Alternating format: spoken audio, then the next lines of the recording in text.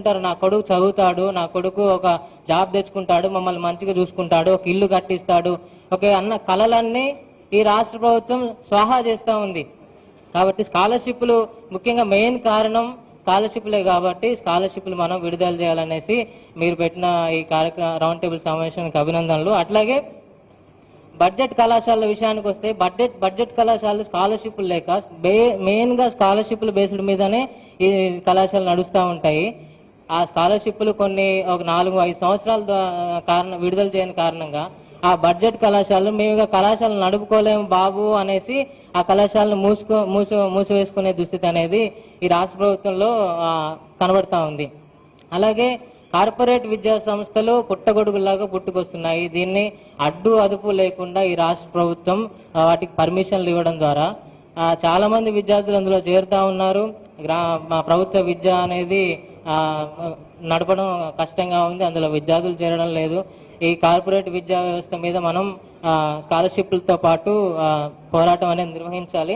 అలాగే కొఠారి కమిషన్ రాష్ట్ర ప్రభుత్వం బడ్జెట్లో 15-20% ఏర్పాటు చేయాలనేసి కొఠారి కమిషన్ చెప్పినప్పటికీ ఈ రాష్ట్ర ప్రభుత్వం ఏం చేస్తూ ఉందంటే 6%, 8% ఇట్లా ఈ బడ్జెట్ కమిషన్లు అనేది కేటాయిస్తూ ఉంది. కాబట్టి జైల్లో ఉన్న ఖైదీలకి జైళ్ల శాఖకి కొన్ని వేల కోట్లు మంజూరు చేసే ఈ ప్రభుత్వం భావి భారత పౌరులైన విద్యార్థులకి ఏ విధంగా బడ్జెట్లో సరైన అలొకేషన్ ఎందుకు ఇవ్వట్లేదు అనేది మేము ప్రశ్నిస్తూ ఉన్నాం. అలాగే ఈ విధంగా మనం వీటి మీద పోరాటం చేయడం ద్వారా మనం అనేక విజయాలు సాధించవచ్చు. అట్లాగే బడ్జెట్లో గ్రీన్ ఛానల్ అనేది ఏర్పాటు చేసి నెల షెడ్యూల్ విడుదల చేయడం కానీ యాన్యువల్ ఇన్కమ్ కరెక్ట్గా వేయటం ద్వారా విద్యార్థులకి వారి చదువు కొనసాగుతుంది. అలాగే వారికి ఎలాంటి సమస్యలు అనేవి రావు. కాబట్టి దీని మీద చర్చ చేస్తే బాగుంటుంది అనేది నా అభిప్రాయం. ధన్యవాదాలండి. రిటైర్డ్ ప్రిన్సిపాల్ రామచంద్ర డిగ్రీ కళాశాల పెద్దలు అబ్రహాం గారు మాట్లాడతారు.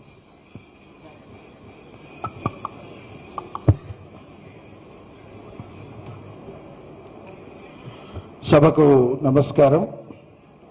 పెద్దలు రాజ్యసభ సభ్యులు మెల్సి గారు, the most significant dignitaries on the dais and all friends. Time chala crucial. I will take only 4 minutes. First of all, we are very happy.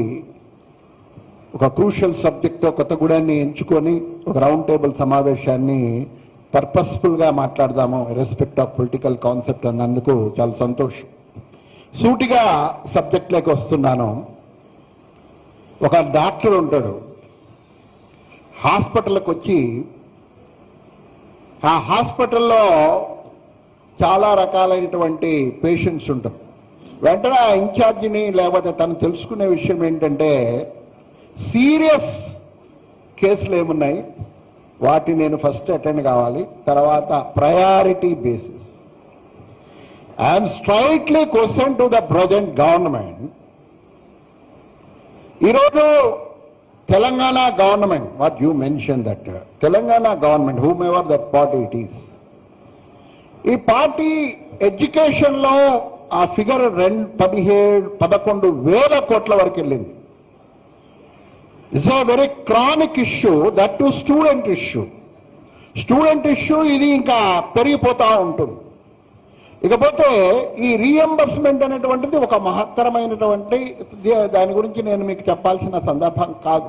అంత మంచి పథకము దాన్ని కాదనేటువంటి ధైర్యము ఏ ప్రభుత్వానికి లేదు.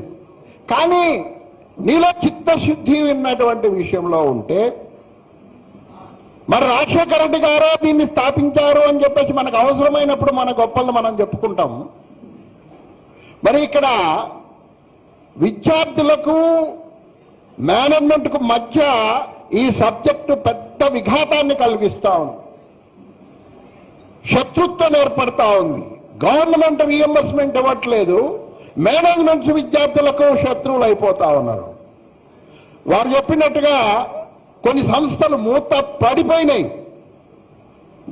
అంతేకాదు విద్య అనేటువంటి అంశానికి నువ్వు ప్రయారిటీ ఇస్తున్నావు అనేది క్రియలో పథకాల్లో డబ్బులు శాంక్షన్ చేయటంలో చిత్తశుద్ధి స్పష్టంగా ఉండాలి.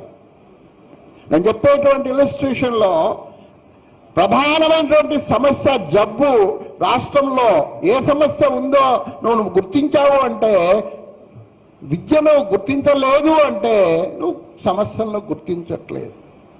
సమస్య పెద్దది అని చెప్పేసి ఒకవేళ చెప్పడానికి దాన్ని ప్రధానంగా రాష్ట్ర ముఖ్యమంత్రి తీసుకున్నారంటే దాని గురించి వైట్ పేపర్ ఏది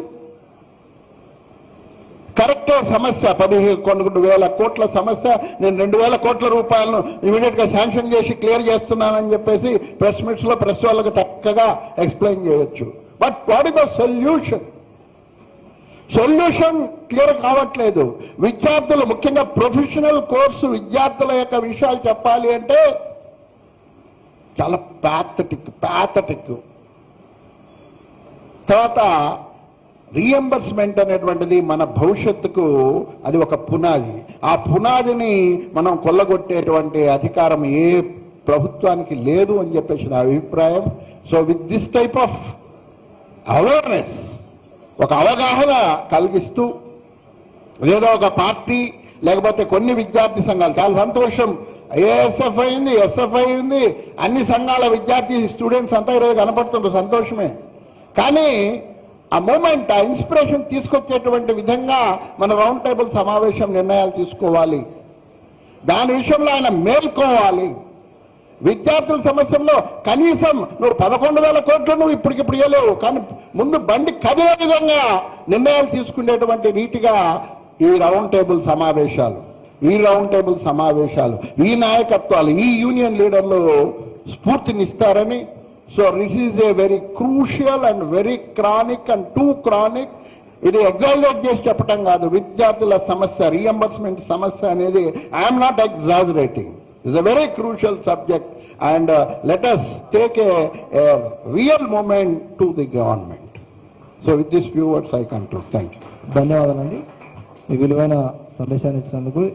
ఏఐవైఎఫ్ జిల్లా కార్యదర్శి ఎస్కే ఫైమ్ ఒక 2 నిమిషాలు మాట్లాడతారు. దయచేసి సంక్షిప్తంగా మాట్లాడాలని మనవి.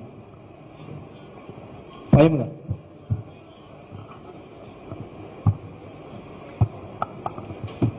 ముందుగా మీ భిక్ష కాదు, అది ప్రభుత్వాల బాధ్యత అని చెప్పి రౌండ్ టేబుల్ సమావేశం ఏర్పాటు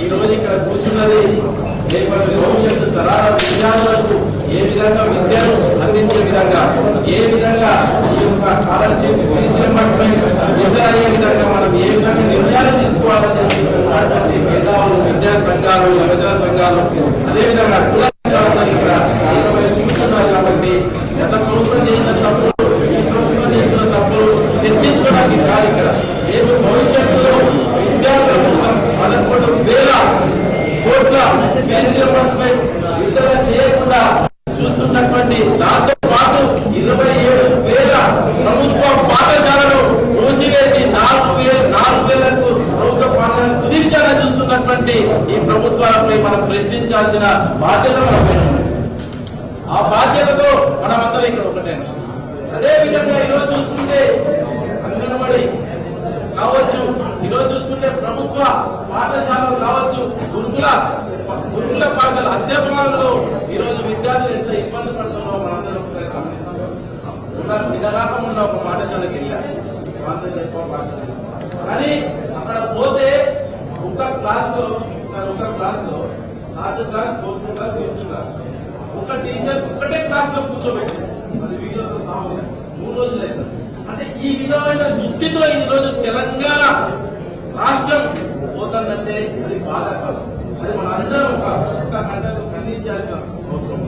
2 టీచర్లతో 80 మంది విద్యార్థులతో ఇప్పటికి కూడా ఈ యొక్క ప్రభుత్వాలు నడుపుతున్నాయంటే అది బాధాకరమైన విషయం. ఇటువంటివి మనం కలవెత్తాలి. ఇటువంటి దానిపైన మనం ప్రశ్నించాలి. ఈ యొక్క ప్రశ్నించే తత్వాలు మనలో ఉన్నాయి కాబట్టి ఈరోజు 4 కోట్ల మంది జనాలున్నా సరే ఇక్కడ మనం కొంతమంది నాయకత్వ బాధ్యతలతో ఇక్కడ ఉన్నామంటే ఈరోజు ప్రభుత్వాలు చేస్తున్నటువంటి తప్పుల్ని మనం ప్రశ్నించడానికి మనం అందరం ఇక్కడ ఉన్నాం. అదే విధంగా ఏదైతే గతంలో రేవంత్ రెడ్డి సర్కార్ అంటే తెలంగాణ ప్రభుత్వం అన్న మంచి చెప్పిండు, ఏ ప్రభుత్వం అయినా సరే పార్టీ కాదు, ఒక ప్రభుత్వాన్ని ఎంచుకున్న తర్వాత కాంగ్రెస్ ప్రభుత్వం అయినా టీఆర్ఎస్ ప్రభుత్వం అయినా అది ఒక ప్రభుత్వం ఏర్పడిన తర్వాత బీఆర్ఎస్ కో కాంగ్రెస్ కో సీఎం కాదు, ఈ రాష్ట్రానికి సీఎం కాబట్టి, ఈ రాష్ట్రానికి ముఖ్యమంత్రి కాబట్టి అందరి బాధ్యత ఆయన పైన ఉంటది. కాబట్టి ఈరోజు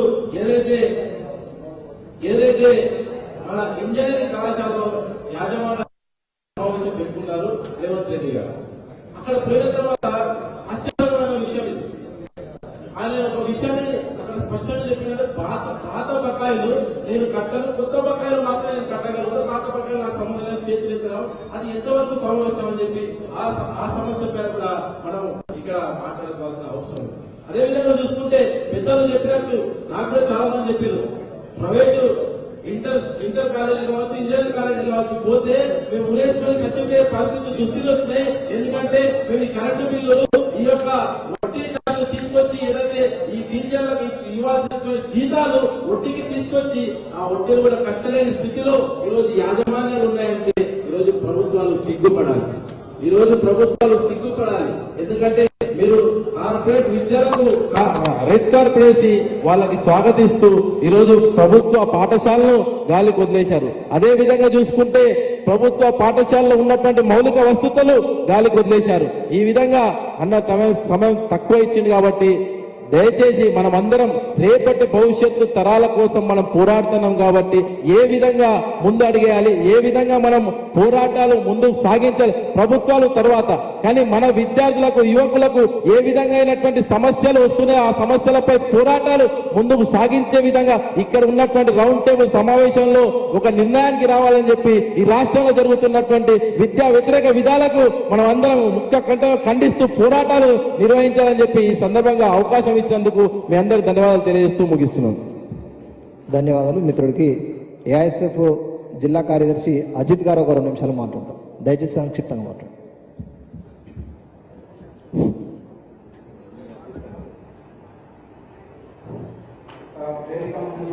పెద్దలకు, అధ్యక్ష వర్గానికి, నాయకులకి, అఖిల భారత విద్యార్థి సమైక్య ఏఐఎస్ఎఫ్ భద్రాద్రి కొత్తగూడెం జిల్లా సమితి పక్షాన శుభాకాంక్షలు తెలియజేస్తూ, ప్రస్తుతం తెలంగాణ రాష్ట్రంలో ప్రధానంగా ఉన్నటువంటి డిమాండ్ పెండింగ్ లో ఉన్న స్కాలర్షిప్ ఫీజు రింబర్స్మెంట్ 10,814 కోట్ల రూపాయలు ఇవాళ బకాయిలు పెండింగ్ లో ఉన్నాయి. గత ప్రభుత్వం కావచ్చు, ప్రస్తుతం ఉన్న కాంగ్రెస్ ప్రభుత్వం కావచ్చు, విద్యార్థుల పట్ల, విద్యా వ్యవస్థ పట్ల నిర్లక్ష్యం వ్యవహరించింది. భారతదేశం అభివృద్ధి చెందాలన్నా, తెలంగాణ రాష్ట్రం అభివృద్ధి చెందాలన్నా విద్యారంగం ముందుగా అభివృద్ధి చెందాలి.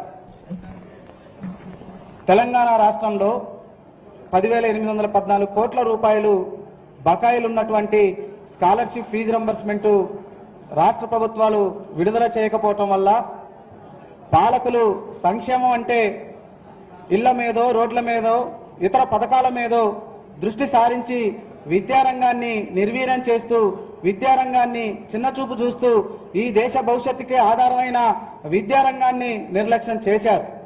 ఇవాళ ఎస్సీ, ఎస్టీ, బీసీ, మైనార్టీ విద్యార్థులకు రావాల్సిన బెస్ట్ అవైలబుల్ స్కీమ్ వాటి మాటలు లేవు, సంక్షేమ వసతి గృహాల మాటలు లేవు, గురుకులాల అద్దె భవనాల్లో నివసిస్తూ ఉంటే గురుకులాల మాటలు లేవు. అసలు విద్యారంగాన్నే ఈ తెలంగాణ రాష్ట్రం నుంచి ప్రైవేట్ సెక్టార్గా ప్రైవేటీకరణ చేస్తూ ప్రభుత్వ విద్యారంగాన్ని నిర్వీర్యం చేయాలనే ఆలోచనలో ఇవాళ రాష్ట్ర ప్రభుత్వాలు కావచ్చు, కేంద్ర ప్రభుత్వాలు కావచ్చు, ప్రశ్నించేవాడిని కానీ, ప్రజాస్వామ్యంలో మాట్లాడేవాడిని కానీ, ఇవాళ ఎదురించి ఈ ప్రశ్నలు వేసేవాడిని కానీ ఇవాళ అక్రమ అరెస్టులు కావచ్చు, ఇవాళ లాఠీ ఛార్జీలు కావచ్చు, పోలీస్ స్టేషన్లో నిర్బంధాలకు గురి చేస్తూ ఇవాళ ఈ ప్రజాస్వామ్యంలో మాట్లాడే హక్కు లేనట్టుగా ఇవాళ వ్యవహరిస్తూ ఉన్నాయి.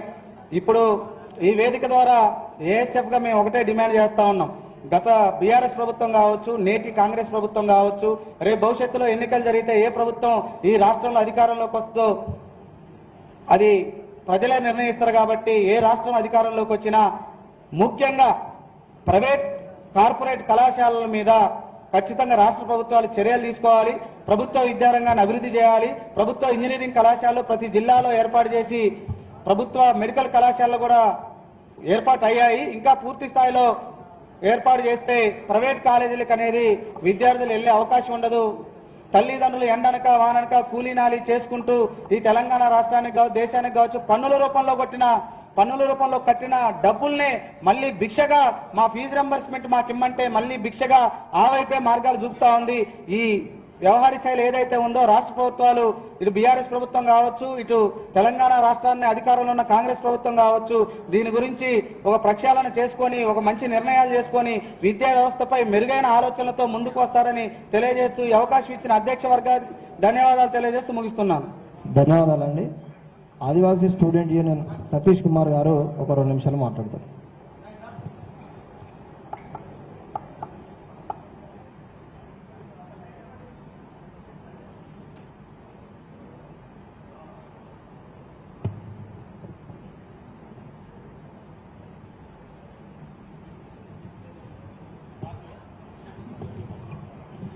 అందరికీ నమస్కారం.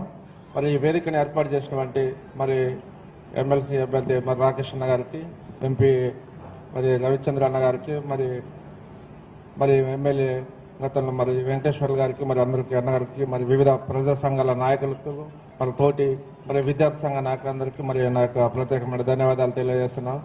ఎందుకంటే గతంలో మరి అన్నవాళ్ళు మా తోటి మిత్రులు, విద్యార్థి సంఘ మిత్రులు చెప్పినట్టు గతంలో కొంత మెరుగ్గా మరి ప్రభుత్వాలు ఇచ్చినప్పటికీ ప్రస్తుతం ఉన్న కాంగ్రెస్ ప్రభుత్వం మరి పెండింగ్ స్కాలర్షిప్ ఫీజు రియంబర్స్మెంట్ చేయడంలో చాలా తాత్పర్యం చేయడం జరుగుతుంది.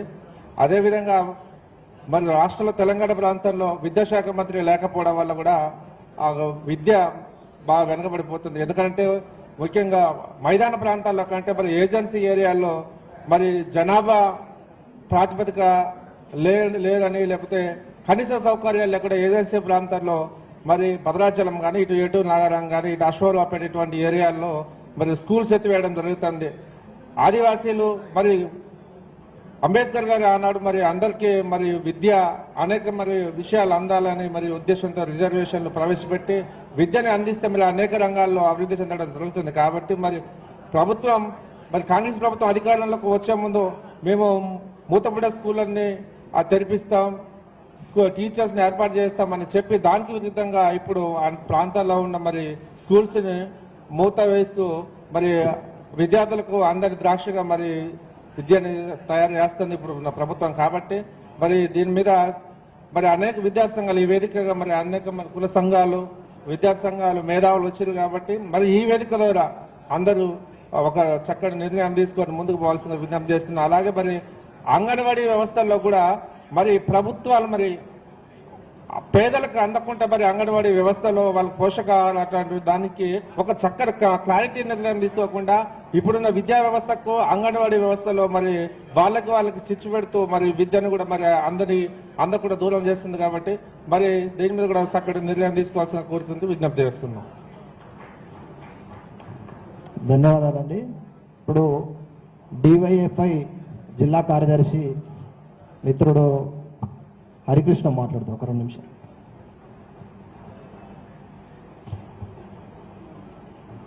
కార్యక్రమ నిర్వాహకులు, ఈ కార్యక్రమానికి హాజరైనటువంటి రాజకీయ పార్టీల నాయకులు, మాజీ ప్రజాప్రతినిధులు, అలాగే ప్రస్తుత ప్రజాప్రతినిధులు, విద్యార్థి యువజన కుల సంఘాలు, అలాగే పత్రికా ప్రింట్ అండ్ ఎలక్ట్రానిక్ మీడియా పెద్దలందరికీ కూడా డివైఎఫ్ఐ భద్రాద్రి కొత్తగూడెం జిల్లా కమిటీ పక్షాన విప్లవ నమస్కారాలు తెలియజేస్తా ఉన్నాం. విద్యార్థులు చదువుకుంటా ఉంటే ఫీజులు ఇవ్వకుండా పెండింగ్లో ఉన్నటువంటి రాష్ట్ర ప్రభుత్వాల మెడలు పెంచడం కోసం, రాష్ట్ర వ్యాప్తంగా ఒక పోరాటాన్ని రూపొందించడం కోసం, ఈ కార్యక్రమాన్ని ముందుకు తీసుకెళ్లడం కోసం మమ్మల్ని అందరినీ కూడా కలుపుకోబోయేటటువంటి కార్యక్రమాన్ని ముందుకు తీసుకెళ్లాలని చెప్పేసి వారికి విజ్ఞప్తి చేస్తూ, ప్రభుత్వాలకు ఏ ప్రభుత్వం ఉన్నా కూడా విద్యార్థులు చదువుకోవడం ఇష్టం లేదన్నది ఇక్కడ ఒక క్లారిటీ.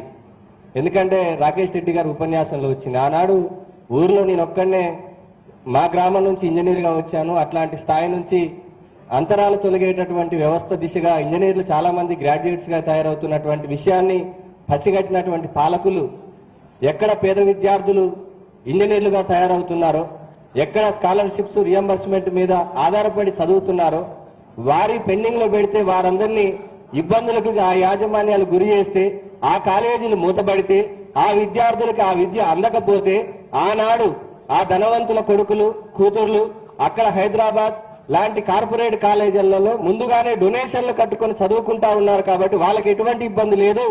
ఇబ్బంది పడుతుంది కేవలం పేద గిరిజన బీసీ బడుగు బలహీన వర్గాలకు చెందినటువంటి ఏజెన్సీలో చదువుతున్నటువంటి విద్యార్థులే. కాబట్టి ఆ విద్యాలయాలను మూసేసుకునే దానికి కనబడకుండా ఒత్తిడి తెచ్చేదాని కోసమే ఇన్ని కోట్ల రూపాయలు పెండింగ్ ఉంచారు తప్ప వేరేది కాదన్నటువంటి విషయాన్ని మనందరూ అర్థం చేసుకోవాలని చెప్పేసి మీకు అందరికీ తెలియజేస్తా ఉన్నాను. వేల కోట్ల రూపాయలు లాస్ట్ ఇయర్ లో విద్యార్థి లోకమంతా కూడా ఉద్యమాల్లోకి వస్తుందని చెప్పేసి తెలుసుకొని విద్యార్థి సంఘాలు, యువజన సంఘాలు, కుల సంఘాలు, అన్ని రంగాలు, అలాగే ప్రైవేటు విద్యా సంస్థల యాజమాన్యాలు, అది డిగ్రీ కానీ ఇంజనీరింగ్ కానీ అందరూ కూడా రోడ్ల మీదకి వస్తున్నాం. మేము ఈ కాలేజీలు నడపలేని స్థితికి నెట్టివేయబడ్డాం, ఇక తాళాలు వేస్తున్నా అని చెప్పేసి బహిరంగంగా బోర్డులు పెడితే, సోదాలు పెట్టి దాడులు చేయించి ఒత్తిడి చేసి ఇక మీరు విద్యా సంస్థ మూసేసుకుంటారని చెప్పేసి బహిరంగంగా చెప్తే తట్టుకోలేరు, ఊరుకునేది లేదు. మీరు ఎలా నడుపుతారని చూస్తారని చెప్పేసి ముఖ్యమంత్రి గారే బహిరంగంగా భయపెట్టినటువంటి పరిస్థితి యాజమాన్యాలని. అయినా వారు తొలగకుండా బెరగకుండా ఇక సహించేది లేదు, మీరు ఏం చేస్తే చేసుకోండి అని చెప్పేసి యాజమాన్యాలు రోడ్డెక్కితే చర్చలకు పిలిచి చర్చలు జరిపి 2,000 కోట్ల 3,000 కోట్ల రూపాయలు విడుదల చేస్తానని చెప్పి మాట ఇచ్చి ఆ హామీని కూడా నిలబెట్టుకోకుండా ఇంకా కోట్ల రూపాయలు పెండింగ్ లో పెడుతున్నటువంటి పరిస్థితి కూడా మనం చూస్తా ఉన్నాం. కాబట్టి ఇంకా చూస్తూ ఊరుకునే ప్రసక్తే లేదు. విద్యార్థులు, యువత, అన్ని రంగాల వారు రోడ్డెక్కాల్సిన పరిస్థితి ఆసన్నమైంది. ఇది భిక్ష కాదు, మా హక్కు. అలాగే మమ్మల్ని చదివించడం అనేది ప్రభుత్వం బాధ్యత తీసుకోవాలని చెప్పేసి కూడా మనందరం గలమెత్తాల్సినటువంటి పరిస్థితి ఉంది. ఆ రకమైనటువంటి కార్యాచరణ రాష్ట్ర వ్యాప్తంగా తీసుకున్న దానికోసం ఈ యొక్క వేదిక నాంది పలకాలి.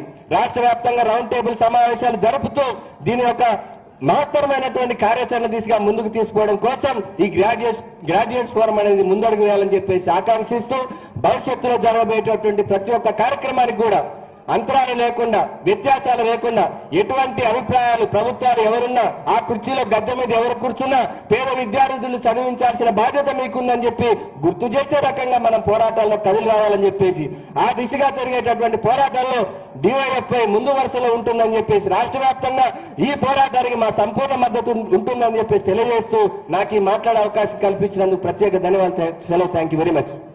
ధన్యవాదాలు. పీడిఎస్ జిల్లా కార్యదర్శి ప్రణయ్ ఒక 2 నిమిషాలు మాట్లాడతారు. దయచేసి సంక్షిప్తంగా మాట్లాడండి. బయట ఇటు సైడ్ ఎవరు మాట్లాడకండి, మాట్లాడుతున్నప్పుడు శబ్దం వస్తుంది. దయచేసి మీరు మాట్లాడక. తెలంగాణ గ్రాడ్యుయేట్స్ ఫోరం తరఫున ఈ రౌండ్ టేబుల్ సమావేశాన్ని ఏర్పాటు చేసిన ఈ ఫోరం నిర్వాహకులకు ప్రత్యేక కృతజ్ఞతలు తెలుపుతూ, వేదిక మీద ఉన్నటువంటి రాజకీయ పార్టీల నాయకులు, తోటి విద్యార్థి సంఘ నాయకులు, కుల సంఘ నాయకులు, ఇతరులందరికీ కూడా ధన్యవాదాలు తెలుపుతూ, ఈ ఫీజు రియంబర్స్మెంట్ పథకాన్ని కాంగ్రెస్ పార్టీ 2008లో తీసుకొచ్చిందని చెప్పేసి అనేక గొప్పలు చెప్తున్నటువంటి సందర్భంలో ఈ తెలంగాణ రాష్ట్రం ఏర్పడ్డ తర్వాత అదే ఫీజు రియంబర్స్మెంట్ పథకాన్ని కాంగ్రెస్ ప్రభుత్వం ఎత్తివేయబోతుందనే ఒక బాధాకరమైనటువంటి విషయాన్ని కూడా ఈ వేదిక మీద కూర్చొని మనం అందరం గుర్తు చేసుకుంటున్నాం. ముఖ్యంగా మన బోర్డు మీద పెట్టారు పైన స్క్రోలింగ్, ఈ స్కాలర్షిప్లు రియంబర్స్మెంట్ విద్యార్థుల భిక్ష కాదు, ఇది ప్రభుత్వాల బాధ్యత అని. మరి ప్రత్యేక తెలంగాణ ఉద్యమంలో ఇక్కడ ఉన్నటువంటి అందరం ప్రతి ఒక్కరం కూడా ప్రత్యేక తెలంగాణ కావాలని చెప్పేసి, ముఖ్యంగా ఈ తెలంగాణ వస్తే నీళ్లు, నిధులు, నియామకాలు, విద్యార్థుల భవిష్యత్తు బాగుపడుతుందని చెప్పేసి మనందరం ఉద్యమంలో పాల్గొన్నాం, అనేక కేసుల్లో ఉన్నాం. అయినప్పటికీ ఇక్కడ ఉద్యోగాలు లేవు, నీళ్లు లేవు, లేదా చదువులు లేవు. చదువు కావాలని అడిగితే జైళ్లలో పెడుతున్నారు, కేసులు పెడుతున్నారు. ఇతర ఒత్తిళ్ల ద్వారా విద్యార్థులపైన, ఇతర మేధావులపైన, ప్రశ్నించే వారిపైన అందరి మీద నిర్బంధాన్ని ప్రయోగిస్తున్నారు. అంతేకాకుండా 11,000 కోట్లు మరి ప్రభుత్వానికి ఎందుకు చిత్తశుద్ధి రావట్లేదని చెప్పేసి ఈ వేదిక సందర్భంగా మనం అడగాల్సినటువంటి పరిస్థితి ఉన్నది. ఒక పక్క రేవంత్ రెడ్డి చెప్తున్నాడు, నేను విద్యా వ్యవస్థనంతా ప్రక్షాళన చేస్తా, ఈ రాష్ట్రంలో ఉన్నటువంటి 27,000 పాఠశాలలన్నింటినీ మూసివేస్తా, వాటిని 4,000 క్లస్టర్ పాఠశాలలుగా తీసుకొస్తా అని చెప్పేసి రేవంత్ రెడ్డి మీడియా సమక్షంలో మాట్లాడుతున్నటువంటి సందర్భం. ఆయన మాట్లాడుతున్నటువంటి మాటలను ఈరోజు ఈ వేదికగా మనం అడుగుతున్నాం. అయ్యా, నువ్వు 4,000 క్లస్టర్ పాఠశాలను తీసుకొస్తావు, ఈ విద్యా వ్యవస్థనంతా ప్రక్షాళన చేస్తావు, నువ్వు 11,000 కోట్ల పెండింగ్ స్కాలర్షిప్లు పెట్టుకొని ఈ వ్యవస్థను ఎట్లా బాగు చేస్తావు అని చెప్పేసి ఈ వేదిక నుంచి మనం ప్రశ్నించాల్సినటువంటి సందర్భం ఉన్నది. ఇప్పటికే విద్యార్థుల పరిస్థితి తెలంగాణ రాష్ట్రంలో ముందు నుయ్యి వెనకగోయి అనేటువంటి స్థితిలో ఉన్నది. ఒక పక్క తెలంగాణ హైకోర్టు స్టేట్మెంట్ చేస్తున్నది, విద్యార్థులు మీరు ఫీజులు కడితేనే యాజమాన్యాలు సర్టిఫికెట్లు ఇవ్వండి అని చెప్పేసి నిర్మోహమాటంగా చెప్తున్నటువంటి స్థితి. పై చదువులకు పోవాలంటే సర్టిఫికెట్లు కావాలంటే డబ్బులు కట్టాలి. మరి ఆ డబ్బులు 11,000 కోట్లు పెండింగ్ ఉంటే విద్యార్థుల భవిష్యత్తు ఎటు పోవాలి? ఈ తెలంగాణ ఉద్యమంలో పాల్గొన్నటువంటి మన అందరం, ఇక్కడ ఉన్నటువంటి అందరం ఆలోచించాలి. అదేవిధంగా అందరూ అనేక పెద్దలు అనేక విషయాలు చెప్పిండ్రు. ముఖ్యంగా ఈ వేదిక మీద నుంచి మనం ఒకటే ప్రభుత్వానికి గట్టి బుద్ధి చెప్పాలి. దీని మీద మనం ఒక కార్యాచరణ తీసుకోవాలి. ఈ 11,000 కోట్ల పెండింగ్ లో ఉన్నటువంటి బిల్లులన్నీ పడే వరకు మన ఉద్యమం కొనసాగాలని చెప్పేసి ఈ ప్రోగ్రాం ఏర్పాటు చేసిన తెలంగాణ గ్రాడ్యుయేట్స్ వారికి మనవి చేస్తూ, నాకు అవకాశం ఇచ్చిన మీ అందరికీ పేరు పేరున విప్లవ అభినందనలు, ధన్యవాదాలు తెలియజేస్తూ రెడ్ సెల్యూట్. ధన్యవాదాలు. PDSU జిల్లా కార్యదర్శి జయ గణేష్ ఒక 2 నిమిషాలు మాట్లాడతారు.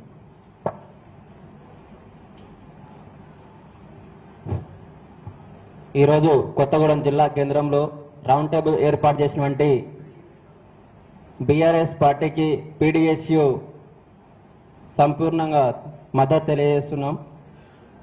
2012 నుంచి 2026 ఈ రోజు వరకు కూడా తెలంగాణ రాష్ట్రంలో పెండింగ్ లో ఉన్నటువంటి స్కాలర్షిప్ మొత్తం కూడా 10,000 కోట్లు. గతంలో ఉన్నటువంటి 2012 నుంచి ఇప్పటి వరకు కూడా 3 ముఖ్యమంత్రులు మారిన తెలంగాణలో విద్యార్థుల బతుకులు మాత్రం మారలేదు. ఈ రోజు వరకు ప్రైవేట్ కాలేజీలలో, ప్రైవేట్ స్కూళ్ళలో చదువుతున్నటువంటి విద్యార్థులందరూ కూడా సంవత్సరానికి వచ్చేసి దగ్గర 100 మంది 70 మంది గత ఈ సంవత్సరంలో ఇంటర్ రిజల్ట్ కానీ, డిగ్రీ రిజల్ట్ కానీ, 10th రిజల్ట్ రాగానే విద్యార్థులు కూడా చాలా మంది చనిపోయినటువంటి పరిస్థితి ఉంది. అదే విధంగా ఇంకోటి ఏంటంటే పెండింగ్ లో ఉన్న స్కాలర్షిప్ కూడా 10,000 కోట్లు ఈ సంవత్సరం వరకు 2026 ఈ సంవత్సరం వరకు 10,000 కోట్లు ఇప్పటికి కూడా పెండింగ్ లో ఉంది. గత ముఖ్యమంత్రి పరిపాలన చేసిన ఇప్పుడున్నటువంటి గద్దె మీద కూర్చున్న రేవంత్ రెడ్డి ఎవరైతే ఉన్నారో హామీలు ఇచ్చుకుంటూ వస్తున్నారు తప్ప, కానీ ఉచిత విద్య ఎవరు అడగల. నిన్ని ఈ రోజు వరకు రౌండ్ టేబుల్ సమావేశం ముఖంగా తెలియజేస్తుంది ఏంటి అంటే, ఉచిత విద్య మిమ్మల్ని ఎవరు అడగలే. కార్పొరేట్ శక్తులకి కొమ్ము కాస్తున్నటువంటి ప్రభుత్వాలు ఏవైతే ఉన్నాయో ఆ కార్పొరేట్ శక్తులకి పట్టాలు ఇస్తూ కాలేజీలు పెట్టుకుని ఇస్తున్నారు. కానీ ఈ రోజు గవర్నమెంట్ చిన్నటువంటి UPSC నుంచి మొదలు పెడితే PG కాలేజీలు ఏవైతే ఉన్నాయో ఆ కాలేజీలో చాప్లీస్ కొనుక్కుందానికి కూడా ఈ రోజు చిల్లి గవ్వ కూడా లేనటువంటి పరిస్థితి. అంటే ప్రభుత్వాలు గద్దె మీద కూర్చునేదాకా ఒక మాట చెప్పి గద్దె మీద కూర్చున్న తర్వాత విద్యార్థులకి స్కాలర్షిప్ ఎందుకు ఇవ్వట్లేదు, ఇస్తా అని మాటలు చెప్తున్నారు, ఓట్లు వేపించుకుంటున్నారు. గద్దె మీద కూర్చున్న తర్వాత ఈ రోజు ఏం చేస్తున్నారు అనేది కూడా ఒకటి మనం ఆలోచించాల్సిన అవసరం ఉంది ఈ రౌండ్ టేబుల్ సమావేశంలో. అదే విధంగా ఏంటి అంటే ఈ రోజు పెండింగ్ లో ఉన్న స్కాలర్షిప్ 10,000 కోట్లు విద్యార్థులకు తక్షణమే రిలీజ్ చేసేంత వరకు కూడా PDSUగా మేము ఏ సమస్య వచ్చినా విద్యార్థుల పక్షాన మేము ముందుగా నిలబడతాం. అదే విధంగా ఎక్కడ ఏది చేసినా రౌండ్ టేబుల్ సమావేశం కాదు, ఎక్కడ ఏది చేసినా కూడా ఈ రోజు గత పాలకులు గద్దె మీద కూర్చున్నప్పుడు కూడా పోలీస్ వ్యవస్థతోటి ఎన్ని విద్యార్థి సంఘాలు ఉన్నాయో అన్ని విద్యార్థి సంఘాల మీద లాఠీ చార్జ్ చేశారు. ఇప్పుడు కూడా ఎవరైతే గద్దె మీద కూర్చున్నారో ఆ ముఖ్యమంత్రి కూడా ఈ రోజు నిన్న నీటి పరీక్ష లీక్ అయిందనే సందర్భంలో చేస్తే కూడా ఈ రోజు భద్రాద్రి కొత్తగూడెం జిల్లా కేంద్రంలో పోలీసులు లాఠీ చార్జ్ చేశారు. మొన్న పెండింగ్ లో ఉన్న scholarship ASF Bhadradri Kothagudem collectorate ముట్టడి చేసినా కూడా ఇక్కడే ఉన్నటువంటి స్టూడెంట్స్ చాలా దెబ్బలు కొట్టినటువంటి పరిస్థితి కూడా ఉంది. అంటే మా బతుకు కోసం, మా చదువు కోసం, మా స్కాలర్షిప్ మాకు ఇవ్వరా అని మేము అడుగుతున్నాం. ఈ రోజు మాకెందుకు ఇవ్వరు? ఈ రోజు స్కాలర్షిప్ ఇవ్వకుండా ఉచిత బస్సు హామీలు, ఉచిత హామీలు ఎందుకు ఇస్తున్నారు? ఈ రోజు విద్య గురించి, వైద్యం గురించి కూడా పట్టించుకొని ప్రభుత్వాలు ఉంటే ఎంత లేకుంటే ఎంత అనేది కూడా మనం ఆలోచించాలి. ఈ రోజు ఈ సమావేశంలో తెలియజేసిన ఒకటేంటంటే, మీరు ఏ పిలిపించినా కూడా పీడీఎస్సీగా ముందుకొచ్చి మీ ముందుండి పాల్గొని విద్యార్థుల పక్షాన నిలబడి పాల్గొంటామని తెలియజేసి ఈ అవకాశం ఇచ్చినందుకు సెలవు తీసుకుంటాను. Red salute. ధన్యవాదాలండి. సేవలాల్ సేవల నుంచి తర్వాత సురేష్ నాయక్ గారు ఒక 2 నిమిషాలు మాట్లాడతారు. ఈరోజు పేద విద్యార్థుల కష్టాలను తెలుసుకొని ఫీజు రియంబర్స్మెంట్ రాక వాళ్ళు పడుతున్నటువంటి ఇబ్బందులకు ఇవాళ గుర్తించి బీఆర్ఎస్ పార్టీ రౌండ్ టేబుల్ సమావేశాన్ని నిర్వహించడం చాలా సంతోషకరమైనటువంటి విషయం. ఇవాళ రాకేష్ రెడ్డి అన్న గురించి చెప్పుకోవాలంటే గత ఒక నెల రోజుల ముందే ఒక ప్రోగ్రాం పెట్టారు విద్యార్థుల కోసమే. వాళ్ళ భవిష్యత్తు చాలా ఏ విధంగా అయితే ప్రిపేర్ అవ్వాలో ఎగ్జామ్కు దాన్ని కూడా వాళ్ళందరికీ వివరిస్తూ దాని యొక్క యాప్ను క్రియేట్ చేశారు. అదేవిధంగా ఇవాళ పేద మధ్య తరగతి విద్యార్థుల యొక్క జీవితాలను ఇవాళ పడుతున్నటువంటి కష్టాల మీద ఇవాళ ఈ రౌండ్ టేబుల్ సమావేశం నిర్వహించడం చాలా సంతోషకరమన్నా. ఇవాళ బీఆర్ఎస్ పార్టీలో ఉండి కూడా చాలా చక్కగా పేద విద్యార్థుల గురించి ఆలోచిస్తా ఉన్నారు. కాబట్టి ఇవాళ ఫీజు రియంబర్స్మెంట్ అనేది ఇవాళ పేద మధ్య తరగతి విద్యార్థుల యొక్క జీవితాలు ఆగమ్య గోచరంగా ఇవాళ కనబడతా ఉంది తెలంగాణ రాష్ట్రంలో. ఎందుకంటే ఇవాళ పేద మధ్య తరగతి విద్యార్థులు ఉన్నంత చదువులు చదువుకోవాలనేసి అంటే వారి చదువుకు ఫీజు రియంబర్స్మెంట్ ఒకటి వాళ్లకు తోడ్పాటు అవుతా ఉన్నది. ఇవాళ ఎంబీబీఎస్ అయినా, ఇంజనీరింగ్ అయినా, ఐఐటి అయినా ఇవాళ వీటన్నిటిలో కూడా ప్రైవేట్ కళాశాలల్లో ఇవాళ ఫీజు రియంబర్స్మెంట్ ద్వారా వాళ్ళు ఉన్నత చదువులకు చదువుతా ఉంటే ఇవాళ తెలంగాణ రాష్ట్ర ప్రభుత్వం కాంగ్రెస్ పార్టీ ఇవాళ ఈ ఫీజు రియంబర్స్మెంట్ ని మేము కట్టము, పాత బకాయిలు మాకు సంబంధం లేదు, వాటితో మేము ఏకీభవించమనేసి ఇవాళ తెలిసి తెలంగాణ రాష్ట్ర ముఖ్యమంత్రి రేవంత్ రెడ్డి చెప్తా ఉన్నాడు. ఇవాళ మీకు ఇవాళ వైన్ షాపుల మీద ఉన్నటువంటి శ్రద్ధ, ఇవాళ గ్రామాల్లో కూడా బెల్ట్ షాపులు ఏర్పాటు చేయాలనేది మీకు ఆలోచన వస్తుంది. కానీ ఇవాళ పేద విద్యార్థులు ఉన్నత చదువులకు వెళ్తా ఉంటే వారి చదువుల కోసం ఫీజు రియంబర్స్మెంట్ కట్టాలనే ఉద్దేశం మీకు లేదు. కానీ ఇవాళ ఈ యొక్క వైన్ షాపుల మీద మీ యొక్క దృష్టి పోతా ఉంది. మీరు దేని మీద దృష్టి పెట్టాలి? మీరు వైన్ షాపుల మీద కాదు దృష్టి పెట్టేది, అక్కడ డాన్స్ వేపించడం కాదు మీరు దృష్టి పెట్టేది.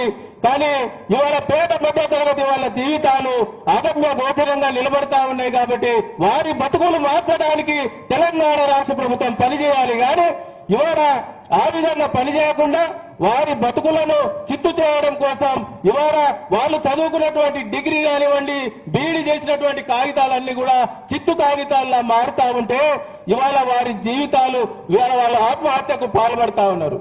ఈ తెలంగాణ రాష్ట్రంలో ఎంతో మంది ఉద్యోగాలు రాక ఆత్మహత్యలకు పాల్పడతా ఉన్నారు. దాన్ని కారణం ఇవాళ ఈ తెలంగాణ రాష్ట్ర ప్రభుత్వమే. కాబట్టి మీకు కనుక చిత్తశుద్ధి ఉంటే మీకు ఒకటే మీ ప్రజాపాలన, ఈ తెలంగాణ రాష్ట్రంలో ప్రజాపాలన సాగిస్తుంది కాంగ్రెస్ పార్టీ అని గొప్పలు చెప్పుకోవడం కాదు. ఆ గొప్పలు ఇవాళ ఈ యొక్క దారిలో ఎప్పుడైతే నిరూపితమవుతాయో అప్పుడు మాత్రమే వాటన్నిటిని కూడా ఈ తెలంగాణ రాష్ట్రంలో ముందుకు సాగుతాయి. కాబట్టి మా పేద మధ్య తరగతి ఎవరైతే ఉన్నారో వారికి ఫీజు రియంబర్స్మెంట్ కనుక తక్షణమే విడుదల చేయకపోతే మీరు మేము మీకు చిన్న రిక్వెస్ట్ చేస్తా ఉన్నాం. ఇది చాలా సెన్సిటివ్ ఇష్యూ. చాలా మంది ప్రాణాలు త్యాగం చేస్తా ఉన్నారు.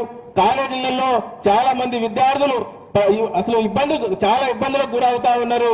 వాటన్నిటికీ కారణం ఒకటే ఫీజు రియంబర్స్మెంట్. ఇవాళ సర్టిఫికెట్లు పై చదువులకు వెళ్ళాలంటే సర్టిఫికెట్లు ఇవ్వట్లే. ఇవాళ ఒక్కొక్కరు వాళ్ళకున్న 1 ఎకరం 1/2 ఎకరం కూడా భూములు అమ్ముకొని పాపం పెద్ద పెద్ద కాలేజీలలో డబ్బులు కడతా ఉన్నారు. వారి కోసం బీఆర్ఎస్ పార్టీ ఖచ్చితంగా వాళ్ళని ముట్టడి చేయాలి, ముక్కు పిండి మరి ఈ తెలంగాణ రాష్ట్రంలో ఉన్న పేద మధ్య తరగతి విద్యార్థులను ఆదుకోవాలనేసి మీకు రిక్వెస్ట్ చేస్తా ఉన్నాం. ఇది ముగిస్తా ఉన్నా. ధన్యవాదాలండి.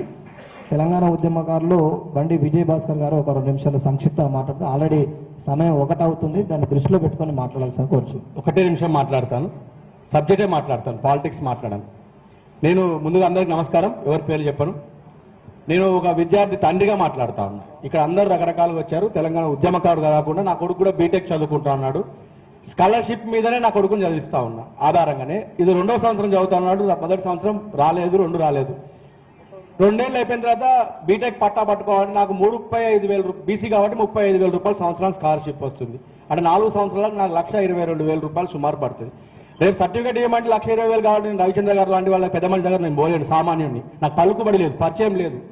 ఎట్లా మరి నా కొడుకు ఎట్లా సర్టిఫికేట్లు వస్తాయి? ఫస్ట్ ఆఫ్ ఆల్ ఏ గవర్నమెంట్కి ఫిక్సెడ్ చేయరు. సంవత్సరానికి 1,12,000 ఇంజనీరింగ్ సీట్లు కౌన్సిలింగ్ ద్వారా భర్తీ అవుతా ఉన్నాయి. సంవత్సరానికి 922 డిగ్రీ కళాశాలలు తెలంగాణ రాష్ట్రంలో ఉంటే, రవిచంద్ర గారు ఇలాంటి దయచేసి మీ రాష్ట్ర నాయకత్వానికి చెప్పండి, 4,56,122 డిగ్రీ పోస్ట్ కాలేజీ విద్యార్థి పోస్టులు ఉంటే కేవలం దోస్త్ పథకం ద్వారా ఈ సంవత్సరం 1,41,126 మంది మాత్రమే జాయిన్ అవడం జరిగింది. బి ఫార్మసీలో 7,500 సీట్లు ఉన్నాయి రాష్ట్ర వ్యాప్తంగా. ఎంబీఏలో 26,650 సీట్లు ఉన్నాయి. అంటే సుమారుగా సంవత్సరానికి 6 లక్షల మంది విద్యార్థులు కేవలం స్కాలర్షిప్ల ఆధారంగానే ఈ తెలంగాణ రాష్ట్రంలో చదువుకుంటా ఉన్నారు. వీళ్ళకి ఏ ప్రభుత్వం ఎగ్గొట్టింది, ఆ ప్రభుత్వం ఎగ్గొట్టింది అని రాజకీయాలు మాట్లాడడం అనవసరం. ఇక్కడ రాజకీయాలు, తెలివిగల రాజకీయ నాయకులు చేసిన పని ఏంటంటే ఈ 6 లక్షల మంది విద్యార్థులకి ఏ ప్రభుత్వం కానీ ఇప్పుడు గట్టిగా పోరాటాలు చేసే ప్రభుత్వం వచ్చినా కూడా, పోరాటాలు చేస్తున్నానని చెప్పే పార్టీల ప్రభుత్వాలు వచ్చినా కూడా చదివియాలంటే సంవత్సరానికి 50,000 కోట్ల రూపాయలు ఖర్చు అవుతుంది. ఎందుకంటే గవర్నమెంట్ పరంగా చదివిస్తే అన్ని రకాల ఇన్ఫ్రాస్ట్రక్చర్ క్రియేట్ చేయాలా, అంతమందికి జీతాలు ఇవ్వాలంటే ప్రైవేట్ కాలేజీలో మా సార్ 15,000 రూపాయలకు పనిచేస్తాడు. అదే గవర్నమెంట్ కాలేజీలో పెడితే 2,50,000 రూపాయలు జీతం ఇవ్వాలా. ఇలా ప్రభుత్వాలకి భారంలో తగ్గుతా ఉంది రీఎంబర్స్మెంట్ పథకం ద్వారా. ఈ రీఎంబర్స్మెంట్ పథకం కేవలము విద్యార్థులకే కాదు, ప్రభుత్వాలకు కూడా భారం తగ్గుతా ఉంది. కేవలం 3-4 వేల కోట్ల రూపాయలు చెల్లిస్తే చాలు సంవత్సరానికి దాదాపు 6 నుంచి 7 లక్షల మంది విద్యార్థులకు వివిధ హోదాల్లో చదువు చెప్తా ఉన్నారు. కాబట్టి ప్రభుత్వాలు దాని మీద ఇది నిరంతర ప్రక్రియగా ఈ ప్రభుత్వం సాగు చూపెట్టకుండా ప్రతి సంవత్సరం బడ్జెట్ లో పెట్టి మరి ఈ స్కాలర్షిప్ రిలీజ్ చేయాలా. ముఖ్యంగా మాలాంటి వాళ్ళం పీజీలు చదువుకొని ఉద్యోగాలు రాక తెలంగాణ బిడ్డలంగా ఆనాడు ఉద్యమాలు చేసి పిహెచ్డీలు చేసి చాలా మంది మిత్రులు వేరే ఊర్లో ఒకరి కింద బతకడం ఎందుకు అని సొంత ఊర్లో చిన్న చిన్న పట్టణాల్లో, కొత్తగూడెం లాంటి, పాల్వంచ లాంటి ఇంకా చిన్న చిన్న పట్టణాల్లో ఒక డిగ్రీ కళాశాలను, ఒక చిన్న కళాశాలను పెట్టుకొని ఒక 4-5 పార్ట్నర్లు కలిసి ఉన్న ఊర్లో భూమి అమ్ముకొని, ఆస్తులు అమ్ముకొని ఇలా కళాశాలలు పెడితే ఈ రీఎంబర్స్మెంట్ పథకం రాక కరెంటు బిల్లులు కాదు కదా. నేను చెప్తా ఉన్నా, నా మిత్రులు చాలా మంది ఉన్నారు, పేరుకి వాళ్ళు ఇంజనీరింగ్ కళాశాల లీజ్ తీసుకున్నారు. భార్య మెడలో పుస్తల తాడు కూడా లేదు, ఫంక్షన్ పోలేని పరిస్థితి, పసుపు తాడుతో శుభకార్యాలలో పోలేదు చెప్పుకోవడానికి ఇంజనీరింగ్ కాలేజ్ డైరెక్టర్, కానీ వారి భార్య పక్కింటి వారింటి ఫంక్షన్ పోయే పరిస్థితి. అంత దౌర్భాగ్యమైన దుర్భర పరిస్థితి ఈ తెలంగాణ రాష్ట్రంలో విద్యా వ్యవస్థ నడుపుతున్న ప్రైవేట్ కళాశాలల పరిస్థితి ఉంది. చెప్తాం కార్పొరేట్ అది ఇది ఉపన్యాసాలు మైకులు పట్టుకొని. ఇక్కడ కార్పొరేట్ అండి, ఎవరో కార్పొరేట్ 4 వస్తాయి, శ్రీ చైతన్య, నారాయణ, ఇంకా XYZ, మహేంద్ర, వాళ్ళు కాదు కదా. 111 తెలంగాణలో ఇంజనీరింగ్ కళాశాలలు ఉంటే 10-15 కళాశాల గురించి మాట్లాడుతున్నారు. కానీ మిగతా 90 మంది బీసీ, ఎస్సీ, చిన్న అగ్రవర్ణ పేదవాళ్ళు, మధ్యతరగతి కుటుంబాలు కళాశాల పట్టుకున్నారు. వాళ్ళ గురించి ఎవరు మాట్లాడలేదని చెప్తాను నేను. వాళ్ళ గురించి మాట్లాడాలా? ఉపన్యాసం చెప్తే ఎవరో తిట్టడం కాదు. తుపాకీ గుడి పెట్టి గుండుతో గుడిగొస్తే నీ కలపని శత్రువు నలుగురే, కానీ అమాయకులుగా నీ కలపని అమాయకులు 40 మంది ఉన్నారు. వాళ్ళ గురించి కూడా మాట్లాడాలా, వాళ్ళ బతుకుదల గురించి కూడా మాట్లాడాలా. అది లేదు ఈ రాష్ట్రంలో. ఆ సోని బట్ని ఎందుకు ప్రభుత్వాలు అంతగానం బరిదగించి మాట్లాడుతూ ఉన్నాయి? విద్యార్థి ఉద్యమాలు ఎక్కడ పోయినాయి? మీకు అనుకూలమైన రాజకీయ పార్టీలు ప్రభుత్వాలు ఏర్పాటు చేస్తే మీ రాజకీయ పార్టీ కనుసంధానంలో ఉన్న విద్యార్థి సంఘాలు ఉద్యమాలు చేయరు. ప్రెస్ మీట్లు, ధర్నాలు, ఖబర్దార్లు, బాలకృష్ణ లెక్క తొలగొట్టుడు తప్ప యాక్షన్లు లేవు. యాక్షన్ రియాక్షన్ లేకుండా పేపర్ సెగ్మెంట్లతో పేపర్ పుల్లా మారిపోయినటువంటి విద్యార్థి సంఘాలు ఉన్నాయి. కాబట్టి ఈ రోజు పాలకులు భయపడింది. ఎందుకంటే ఆ పార్టీ నడుపుతున్న వాడికి ఆ విద్యార్థి సంఘం సంబంధించిన పార్టీ వాడు కోఆర్డినేషన్ లో ఉంటాడు. ఉద్యమం లేదు, స్కాలర్షిప్ లేవు. 3వది రవిచంద్ర గారు, ఇది ఒక పెద్ద మాఫియా. 10,000 కోట్ల రూపాయల స్కాలర్షిప్ రావాలంటే కళాశాలలు పోయి ముఖ్యమంత్రుల దగ్గరికి, మంత్రుల దగ్గరికి పోయి పర్సెంటేజ్ ఇస్తే కానీ బిల్లులు ఇయ్యరు. ఇది కూడా పెద్ద మాఫియా.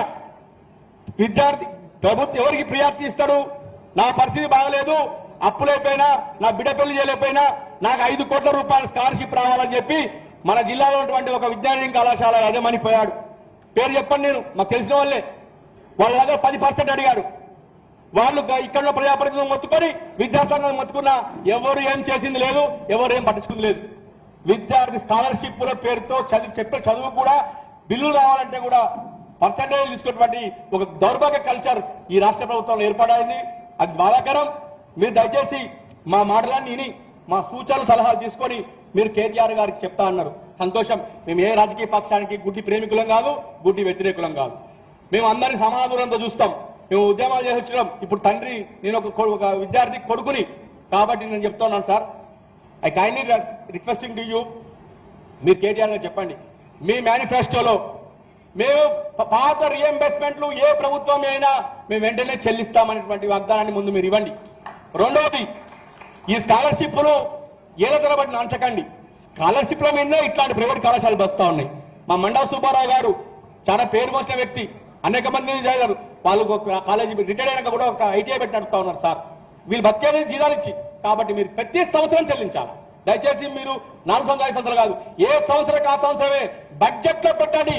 బడ్జెట్ లో విద్యాశాఖకు బిల్లు పెడతా ఉన్నారు తప్ప స్కాలర్షిప్లకు ప్రత్యేకంగా నిధులు కేటాయిస్తలేరు. కాబట్టి మీ బడ్జెట్ లో స్కాలర్షిప్ల కోసం ప్రత్యేకంగా నిధులు కేటాయించి తక్షణమే ఇవ్వాల్సిందిగా కోరుతూ, ఇంకా ఎక్కువ సబ్జెక్ట్ చెప్పొద్దు, ఎందుకంటే నాకన్నా చాలా మంది చెప్పేవాళ్ళు కాబట్టి వారికి అవకాశం ఇద్దామని చెప్తూ, నాకు ఈ అవకాశం ఇచ్చిన రాకేష్ రెడ్డి గారికి మరియు వారి మిత్రులందరికీ ధన్యవాదాలు తెలుసుకుంటా ఉన్నాను.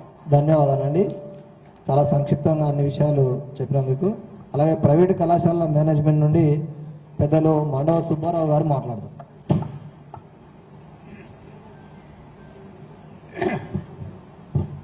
సభకు నమస్కారం. వేదికపై ఉన్నటువంటి పెద్దలు, రౌండ్ టేబుల్ సమావేశంలో పాల్గొంటున్న వివిధ విద్యార్థి సంఘ నాయకులు, విద్యార్థుల గురించి, విద్యార్థులకు ఉన్నటువంటి ఇబ్బందుల గురించి మీరు చాలా చక్కగా ప్రస్తావించారు. ఒక మేనేజ్మెంట్ తరఫున మా ఇబ్బందులేంటో కూడా కొన్ని మా మిత్రుడు చెప్పాడు. అవి నేను చెప్తాను ఉదాహరణలతో సహా. కార్పొరేట్ కళాశాలలు అంటే అందరూ నారాయణ స్థాయిలో, చైతన్య స్థాయిలో, బాబు మోహన్ స్థాయిలో, లేకపోతే మన దగ్గర అయితే మల్లారెడ్డి గారి స్థాయిలో కళాశాలలు లేవు. అవన్నీ వేళ్ల మీద లెక్క పెట్టగలిగినవి. మాలాంటి వాళ్ళు నడిపే అటువంటి కళాశాలలు పట్టణ ప్రాంతాలలో, పల్లె ప్రాంతాలలో వందల వేల సంఖ్యలో కళాశాలలు ఉన్నాయి. నేను చదువుకున్న రోజుల్లో మా జిల్లా వరంగల్ జిల్లాలో ఓన్లీ సుబేదారి ఆర్ట్స్ కాలేజీ ఉంది, సికేఎం ఉంది, 2 కళాశాలలు జిల్లా మొత్తానికి.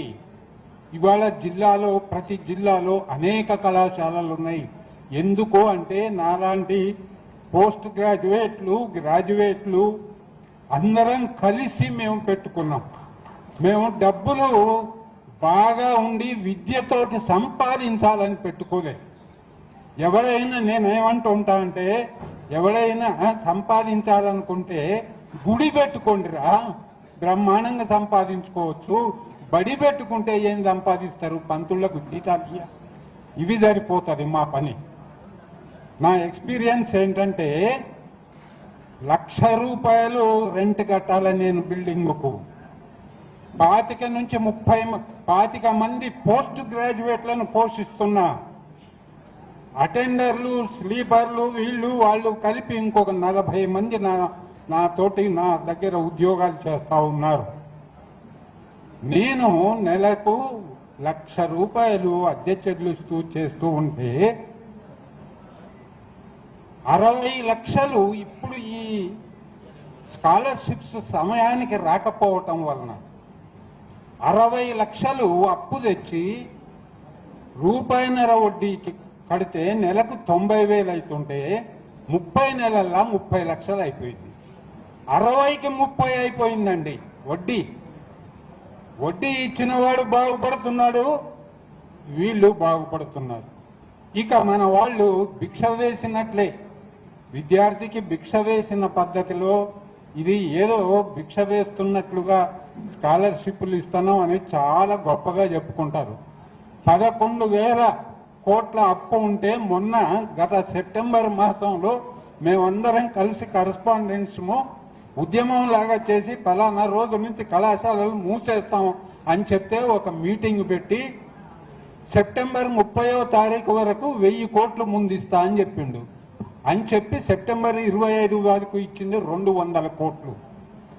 1000 కోట్లు ఇస్తా అని చెప్పి 200 కోట్లు ఇచ్చిండు. ఎవరికి ఇచ్చిండో తెలిసిన 200 కోట్లు రిలీజ్ చేసినామని చెప్పారు. మళ్ళీ మల్లారెడ్డి, నారాయణ, చైతన్య లాంటి వాళ్ళే 10% కమిషన్ ఇచ్చేసి టకటక తీసేసుకున్నారు. మాకు రాలా ఏమైందా అంటే బడ్జెట్ వచ్చింది 2 కోట్లు అయిపోయింది అన్నారు. 2 కోట్లు సమానంగా పంచాలి కదా. లేదు, ఎవడు 10% ఇచ్చిండో వాళ్లకు ముందు టకటక ఇచ్చి పారేసింది. పోనీ అది ఎవరికైనా ఉద్యోగులకు ఇచ్చారా? ఉద్యోగులకు తీసుకున్నది కాదు.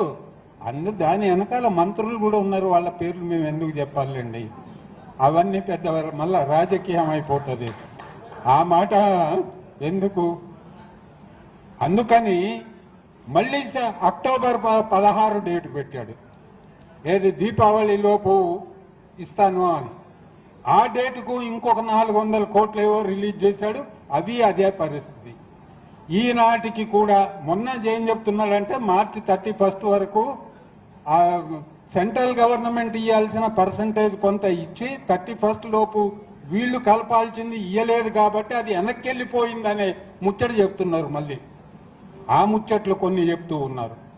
ఇలా చెప్తూ 11,000 కోట్ల రూపాయలను పెట్టి అటు విద్యార్థులకు టెన్షను, విద్యార్థుల తల్లిదండ్రులకు టెన్షను. నా దగ్గరకు వచ్చి హాల్ టికెట్ ఇవ్వమంటే నేను హాల్ టికెట్ ఇవ్వను. హాల్ టికెట్ ఇవ్వకపోతే ఇక మాకు కూడా కొత్త ప్రభుత్వాలు ఏం చేస్తున్నాయి? ఇవాళ హాల్ టికెట్ నువ్వే డౌన్లోడ్ చేసుకో, ప్రిన్సిపల్ సంతకమే అవసరం లేదు. మార్కుల మేమో కూడా మీరే డౌన్లోడ్ చేసుకోవచ్చండి. విద్యార్థి సంఘాల వాళ్ళకి చెప్తున్నా, చాలా వాళ్లకు హాల్ టికెట్లు మీరే డౌన్లోడ్ చేసుకోవచ్చు. ప్రిన్సిపల్ సంతకం అవసరంలా, మెమోలు డౌన్లోడ్ చేసుకోవచ్చు. అంటే మా బాధ అది. ఇప్పుడు నేను వడ్డీలు కట్టాలి. నా దగ్గర 27 మంది పోస్ట్ గ్రాడ్యుయేట్లు బ్రతుకుతున్నారు. నేను ఎంత జీతం ఇస్తానా? ఆ మిత్రుడు చెప్తాడు 15,000 పోస్ట్ గ్రాడ్యుయేషన్ చేసి 15,000కు 5-6 ఏళ్ల నుంచి పనిచేస్తున్నాడు నా దగ్గర. పనిచేస్తూ ఇట్లాంటి వాళ్ళు 25 లక్షలు 25,000 ఇస్తే నేను మహా ఎక్కువ. ఏంటండి మన 25,000 అసలు ఏమైనా సరిపోతుందా ఇవాళ? అయినా 15,000 నుంచి 25,000 రూపాయలలో వాళ్ళు కూడా పిల్లలు ఉన్నారు. వాళ్ళు చదివించుకుంటూ వాళ్ళు నా కింద ఉద్యోగం చేస్తూ పొద్దున్న 8 నుంచి సాయంత్రం 5 గంటల వరకు నిరంతరం పనిచేస్తూ చక్కటి రిజల్ట్స్ తీసుకొచ్చి మేము పైగా నాకు 12,000 ఫీజు రియంబర్స్మెంట్ ఉంటే 2,000 ఫీజు అదనంగా ఎదురుగా ఇచ్చి పిల్లలకు, పేద పిల్లలని చెప్తే పిల్లలకు ఎదురిచ్చి అందులో నుంచి నేను చెప్పే కార్పొరేట్ కళాశాలల్లో ఈ ఫీజు రియంబర్స్మెంట్ కాదు, దీనికంటే డబల్ వసూలు చేస్తారు వాళ్ళు. ఎగ్జామినేషన్ ఫీజులని ఇంకా అని రకరకాలుగా వసూలు చేస్తారు. అక్కడికి వెళ్ళగలిగిన వాళ్ళ సంగతి నేను చెప్పట్లేదు. ఇదంతా పేదవాళ్ల కోసం కదా ఉపయోగించుకోవాల్సింది. మరి వాళ్ళ పరిస్థితి ఏంటి? అలాంటప్పుడు ఇంతమందికి మేము ఉద్యోగ అవకాశాలు కల్పిస్తున్నప్పుడు మా బాధను కూడా విద్యార్థి సంఘాల వాళ్ళు, తల్లిదండ్రులు చక్కగా అవగాహన చేసుకొని వీళ్ళ బాధ ఇది, వీళ్ళ స్థాయి, ఈ కళాశాలల స్థాయి ఇది అని చెప్పి మీరందరూ కూడా ప్రభుత్వంతో పోరాటం చేసి సాధించుకోవాలి. ఇంకో మిత్రుడు చెప్పినట్లుగా పాలకుడికి ఎప్పుడు కూడా ప్రజలు చదువుకోవటం నచ్చదు. పాలకుడు ఎవడైనా చదువుకోవడం నచ్చదు. ఎందుకు అంటే ఇవాళ ఢిల్లీలో జంతర్ మంతర్లో ఏం జరిగిందో అది జరుగుతుంది అందరు చదువుకుంటే. చదువు రాకుండా ఉంటే అయ్యా బాంచేన్ కాలు మొక్కుతా, నీ పెండ్లాం బిడ్డల పియ్యదిని బతుకుతా అని నేను విన్నా ఈ మాటల్ని. నీ చెప్పు కింద తేలునే బతుకుతా అని దొరలకు మొక్కుతో బతికినాం మనం వరంగల్ జిల్లాలో. నాది వరంగల్ జిల్లా సంగతి చెప్తున్నా. అలాంటి బ్రతికిన స్థాయి నుంచి ఇవాళ తిరిగి ప్రశ్నించాయి. ఇవాళ వాళ్ళ బిడ్డలు వచ్చి నా పక్కన కూర్చొని నాతో కలిసి భోజనం చేసే స్థాయికి వచ్చారు అంటే విద్య కాదా అండి? విద్య వల్లనే కదా ఇవాళ ఆ స్థాయికి వాళ్ళు రాగలిగారు.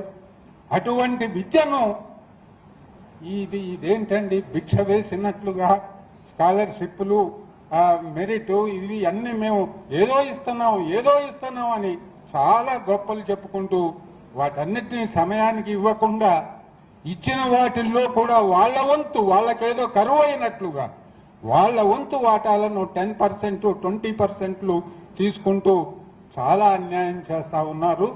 కాబట్టి ఇటువంటి విషయాలలో ఈనాటి యువతరం విద్యార్థులు చదువుకున్న సంఘ నాయకులు అందరూ చక్కటి పోరాటాలు చేస్తున్నారు.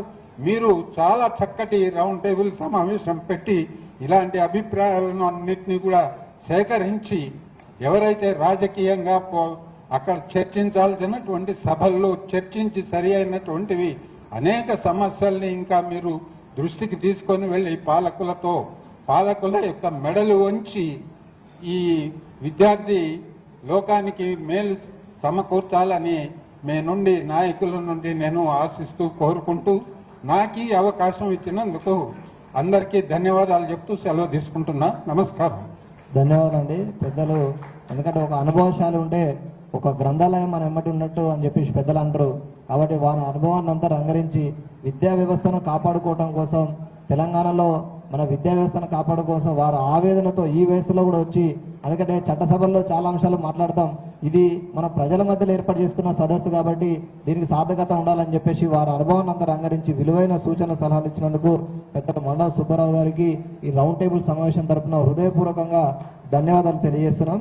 అలాగే మాల మహానాడు నుండి జిల్లా అధ్యక్షులు పూల రవీందర్ గారు ఒక 2 నిమిషాలు మాట్లాడతారు దయచేసి. ఈనాటి రౌండ్ టేబుల్ సమావేశంలో పాల్గొన్నటువంటి నాయకులందరికీ కూడా జేబీలు తెలియజేస్తూ, మరి నాకంటే ముందు మాట్లాడినటువంటి పెద్దలందరూ కూడా చాలా చక్కగా మాట్లాడారు. మరి వాస్తవానికి విద్యార్థి ఉద్యమాలు చాలా సల్లగిల్లాయి కాబట్టి ఈ రోజున ఉన్న ప్రభుత్వంలో ఉన్నటువంటి మంత్రులు కానీ సీఎంలు కానీ ఇళ్లలో బండి ఇలా విద్యార్థులకి ఇబ్బందులు పెడుతూ వారి యొక్క ప్రయాణం నడుస్తోంది. మన ఈ మధ్యకాలంలో మన ప్రభుత్వ పాలిటెక్నిక్ కాలేజీలో కొంతమంది విద్యార్థులు అటెండెన్స్ తక్కువగా ఉండి చాలా ఇబ్బంది పడుతున్న క్రమంలో మిత్రుడు తమ్ముడైనటువంటి అనుదీప్కి ఫోన్ చేసి, తమ్ముడు విద్యార్థులు చాలా ఇబ్బందులు పడుతున్నారు, వాళ్ళ సమస్య పరిష్కరించమని చెప్తే, అన్న మన విద్యార్థి సంఘము ఉన్నది బట్ హైదరాబాద్లో కొంత సన్నగిల్లినది, మరి అది ఇప్పుడు ఎవరు చూస్తున్నారో తెలియదన్న, అక్కడ ఉన్న పై ఆఫీసర్లతో మాట్లాడతా అని చెప్పింది. అంటే ప్రభుత్వం మారిన కొద్దీ విద్యార్థులు కూడా వాళ్ళ సంఘాలు మారుతున్నారు. ఎంత దౌర్భాగ్యమైంది. అదే ఒక సర్పంచ్ ఒక ఎమ్మెల్యే మారినంటే వారి లబ్ధి కోసం దేనికోసం మారుతానని అనుకోవచ్చు. వీళ్ళ దుంపలు వీళ్ళకే రోగం పుట్టిందో. మరి గవర్నమెంట్ మారితే ఏ గవర్నమెంట్ అయితే ప్రభుత్వంలో ఉంటుందో ఆ గవర్నమెంట్కి విద్యార్థులు కూడా పోయే పరిస్థితి ఉన్నది. మరి ఈ విధంగా చూసుకున్నట్టయితే ఉద్యమాలు లేకపోవడానికే ఇలాంటి దుస్థితి మనకు దాపురించింది. మరి ఈనాడు ప్రభుత్వం మారిన కాడ నుంచి, కాంగ్రెస్ ప్రభుత్వం వచ్చిన కాడ నుంచి ఎటు చూసినా కూడా సబ్బండ వర్గాలన్నీ కూడా అసంతృప్తితోనే ఉన్నాయి. మొన్న మొదటినట్టుగా రీసెంట్గా చూసుకున్నట్టయితే కాంగ్రెస్ ప్రభుత్వం వచ్చిన స్టార్టింగ్లోనే మనకు రక్షణ కవచంగా ఉన్నటువంటి పోలీసు భార్యలు కొత్తలో పెద్ద ఎత్తున ఉద్యమాలు చేశారు వాళ్ళ యొక్క అసంతృప్తితో.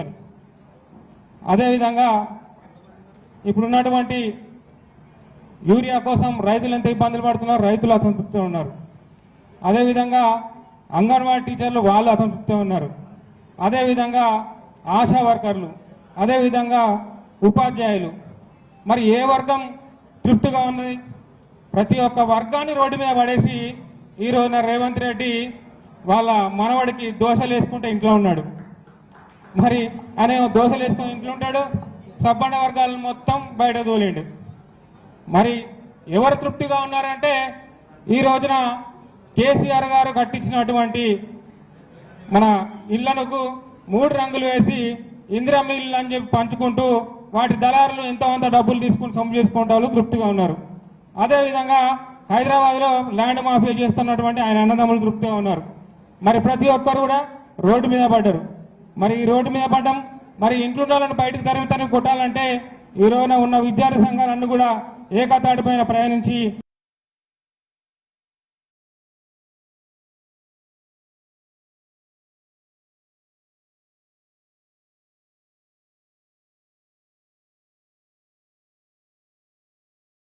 పెద్ద ఎత్తున నడపాలని చెప్పి విన్నవించుకుంటూ నాకు ఈ అవకాశం ఇచ్చినటువంటి రౌండ్ టేబుల్ సమావేశం ఏర్పాటు చేసిన ప్రతి ఒక్కరు కూడా ధన్యవాదాలు తెలియజేసుకుంటూ సెలవు తీసుకుంటున్నాను.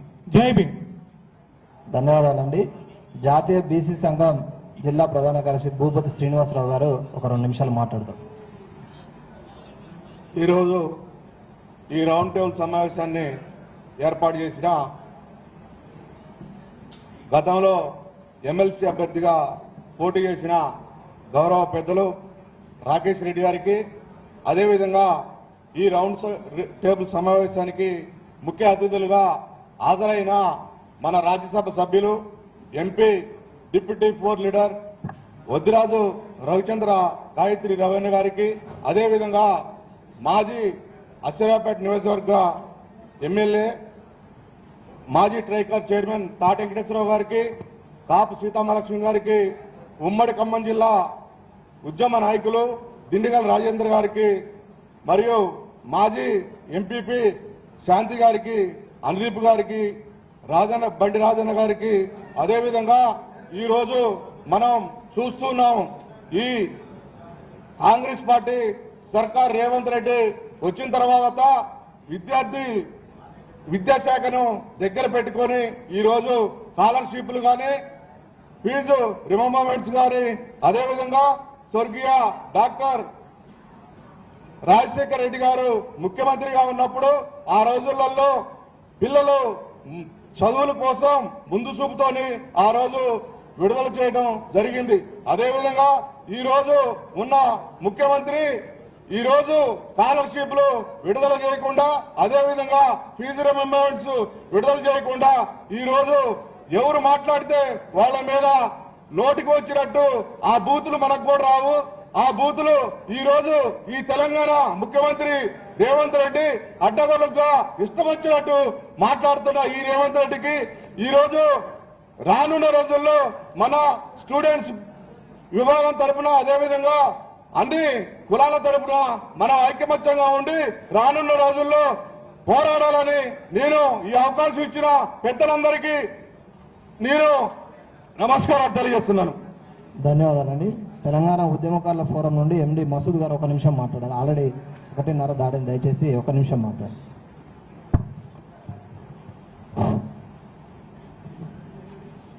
ఈ యొక్క బృహత్తరమైనటువంటి కార్యక్రమాన్ని నిర్వహిస్తున్నందుకు మరి రాకేష్ రెడ్డి అన్న గారికి, అదేవిధంగా ఈ కార్యక్రమాన్ని ముందుకు తీసుకుపోవడానికి నా వంతు బాధ్యతగా ఇక్కడికి విచ్చేసిన రావాలి అని చెప్పి వచ్చినటువంటి అన్ని సంఘాలు, అన్ని విద్యార్థి సంఘాలు, అన్ని పార్టీల వాళ్ళకు కూడా ముందుగా తెలంగాణ ఉద్యమాభివందనాలు తెలియజేసుకుంటూ జై భీమ్. ఏ సమస్య అయినా కూడా, ఏ సమస్యకు పరిష్కారమైనా కూడా అవి కేవలం ఉద్యమాల ద్వారానే జరుగుతుంది. అది బ్రిటిష్ కాలం నుంచి మనం చూస్తూ ఉన్నాం. ఈ దేశ స్వాతంత్రం సాధించుకున్నది ఉద్యమం ద్వారానే, ఈ రాష్ట్ర స్వాతంత్రం సాధించుకున్నది ఉద్యమం ద్వారానే, ఈ రాష్ట్రంలో ఈ దేశంలో మనకు పరిష్కరించబడినటువంటి ప్రతి సమస్య కూడా ఉద్యమం ద్వారానే. కాబట్టి మనం చేస్తున్నటువంటి ఉద్యమం పందా ఏ విధంగా ఉన్నది, ఉద్యమం ఏ విధంగా చేయాలి, ఏ విధంగా ఉద్యమం చేస్తే మన సమస్య పరిష్కారం జరుగుతుంది అనే ఆలోచన విధానంతో మనం ఈ యొక్క సమస్య పట్ల అవగాహనను ప్రజల్లో పెంపొందించాల్సిన బాధ్యత ఇక్కడ ఉన్నటువంటి మనందరి మీద ఉన్నది. కాబట్టి మనందరం కూడా కేవలం ఈరోజు తెలంగాణ రాష్ట్రం ఇక్కడ ఆవిర్భవించిన నాటి నుంచి ఈనాటి వరకు ఉద్యమాలు గతంలో లెక్క లేవు. ఉద్యమాలు పూర్తి స్థాయిగా ఉద్యమ పందా మారిపోయింది, ఉద్యమ విధానాలు మారిపోయినాయి. మేము తెలంగాణ ఉద్యమకారులుగా ఆ రోజు ఎలాగైతే కొట్లాడినామో ఈ రోజు కూడా తెలంగాణ రాష్ట్రం ఏర్పడ్డది ఈ గడ్డ మీద పుట్టినటువంటి విద్యార్థులు వాళ్ళ భవిష్యత్తు గురించి. కాబట్టి వారి యొక్క భవిష్యత్తును కాపాడాల్సిన బాధ్యత మనందరి మీద ఉన్నది. కాబట్టి రేపు జరగబోయే మీరు తీసుకోబోయే కార్యాచరణ ఏదైనా సరే అది ఒక నిర్మాణాత్మకంగా నికార్సైనటువంటి ఉద్యమాన్ని మీరు రూపొందించినట్లయితే ఆ ఉద్యమంలో తెలంగాణ ఉద్యమకారుల ఫోరంగా మేము ఖచ్చితంగా ముందుంటాం. సమస్య ఒకసారి ఉద్యమం మొదలు పెడితే మాత్రం సమస్య పరిష్కారం అయ్యేంత వరకు ముందుకు పోవాల్సిందిగా మీ అందరినీ విజ్ఞప్తి చేస్తా ఉన్నా. ధన్యవాదాలు. ధన్యవాదాలండి. ఐటీసీ కార్మిక సంఘం నాయకులు శంకర్ రెడ్డి గారు మాట్లాడతారు. ఈరోజు రాష్ట్ర ప్రభుత్వం చేత స్కాలర్షిప్లు అదేవిధంగా ఫీజు రియంబర్స్మెంట్ పెండింగ్లో ఉన్నటువంటి వీటిని త్వరగా విడుదల చేయాలనే ఉద్దేశంతో ఇక్కడ రౌండ్ టేబుల్ సమావేశాన్ని నిర్వహిస్తున్నటువంటి నిర్వాహకులకి అదేవిధంగా ఈ కార్యక్రమానికి విచ్చేసినటువంటి అందరికీ కూడా నమస్కారాలు తెలియజేసుకుంటున్నాను. ఒక విద్య ఉంటే ఒక విద్యార్థికి, ఒక వ్యక్తికి, అది కుటుంబానికి, అదేవిధంగా సమాజానికి, అదేవిధంగా దేశానికి కూడా ఆ విద్య అనేది ఉపయోగపడుతుంది. అటువంటి విద్యని కార్పొరేట్ శక్తులు అనేక లక్షల రూపాయలతోటి దోచుకుంటూ పేద విద్య, ఎస్సీ, ఎస్టీ, బీసీ, మైనారిటీ పేద విద్యార్థులకి ఈ యొక్క విద్యని అందించాలనేటువంటి సదుద్దేశంతో ఆనాడు కాంగ్రెస్ పార్టీ ముఖ్యమంత్రి మన దివంగత నేత రాజశేఖర రెడ్డి గారు ఈ ఫీజు రియంబర్స్మెంట్ ని పెట్టడం జరిగింది. ఒక విద్యని అందరికీ అందించాలనే సదుద్దేశంతో వాళ్ళ గవర్నమెంట్, వాళ్ళ నాయకుడు పెట్టినటువంటి ఈ యొక్క పథకాన్ని తూట్లు పొడుస్తూ 11,000 కోట్లు, దాదాపు 11,000 కోట్లు పెండింగ్ లో ఉన్నటువంటి ఈ ఫీజు రియంబర్స్మెంట్ ని విడుదల చేయకుండా ఈ రాష్ట్ర ప్రభుత్వం ఈ విద్యార్థుల మీద ఒత్తిడి తీసుకొస్తూ, అదేవిధంగా యాజమాన్యాలు, కార్పొరేట్లు ఉన్నటువంటి యాజమాన్యాలు కూడా వారికి ఇవ్వకపోవటం వల్ల దాని ప్రభావం వారి విద్యార్థి యొక్క భవిష్యత్తు మీద పడుతూ ఈ విద్యార్థుల మీద పడటం వల్ల విద్యార్థి యొక్క భవిష్యత్తు, వారి కుటుంబ భవిష్యత్తు, అదేవిధంగా దాని అల్టిమేట్ గా దేశానికి కూడా అనేక రకాలుగా నష్టాలు జరిగేటటువంటి పరిస్థితి ఉంది. కానీ విద్య ఉంటే ఏ విధంగా మనం సమాజంలో గౌరవం వస్తుంది ఏంటి అన్నది మన ముందు మాట్లాడినటువంటి వక్తలందరూ చెప్పారు. అయితే మనకి ఎగ్జాంపుల్ మన కళ్ళ ముందు కనిపిస్తా ఉన్న మనకి బిస్మిల్లాహిలో పడినటువంటి విద్యావేత్త మన రాకేష్ రెడ్డి అన్న. ఒక్క విద్య ఉండటం వల్ల రాష్ట్రంలో ఉన్నటువంటి అనేక కార్యక్రమాల మీద, అటు విద్యార్థుల విషయంగా కానీ, కార్మికులు కానీ, రైతుల విషయాలుగా కానీ, నీళ్ల మీద కానీ, ప్రతి అంశం మీద, ప్రతి రాష్ట్రంలో ఉన్నటువంటి ప్రతి నియోజకవర్గంలో, ప్రతి జిల్లాలో కూడా రాకేష్ రెడ్డి అన్న ఈరోజు రాష్ట్రమంతా పర్యటిస్తూ రాష్ట్ర ప్రభుత్వం మీద, ఇక్కడ ప్రజలు పడుతున్నటువంటి ఇబ్బందుల మీద రాష్ట్ర ప్రభుత్వం మీద ఒత్తిడి తీసుకురావడానికి గల కారణం విద్య.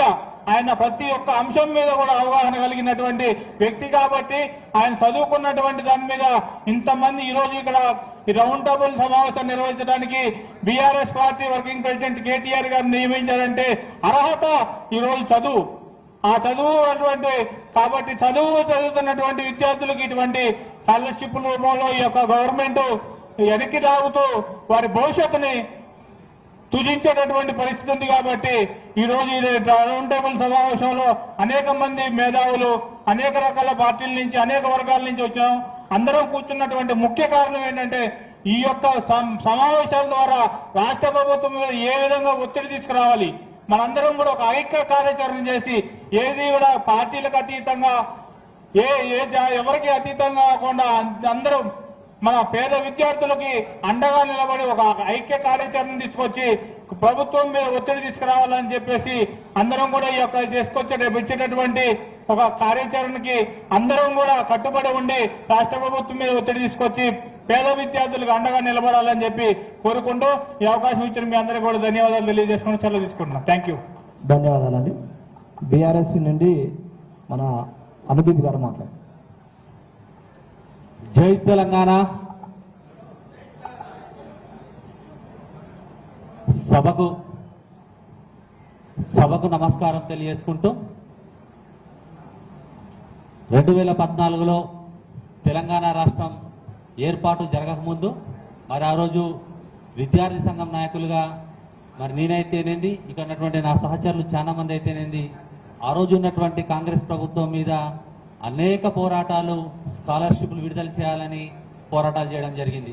ఆ క్రమంలో తెలంగాణ వచ్చిన తర్వాత 2014లో కేసీఆర్ గారు ముఖ్యమంత్రి అయినాక సుమారు 3 నుంచి 4 వేల కోట్ల రూపాయల బకాయిలు గత కాంగ్రెస్ ప్రభుత్వం వదిలేసిపోయినప్పటికీ తర్వాత అధికారంలోకి వచ్చినటువంటి కేసీఆర్ గారు ఆ బకాయిలన్నిటి కూడా మరి కాంగ్రెస్ వాళ్ళు ఈ బకాయిలు ఉంచిపోయారు, మరి నేనేం కట్టద్దు అనే ఉద్దేశం మీద ఎక్కడ వదిలేదు.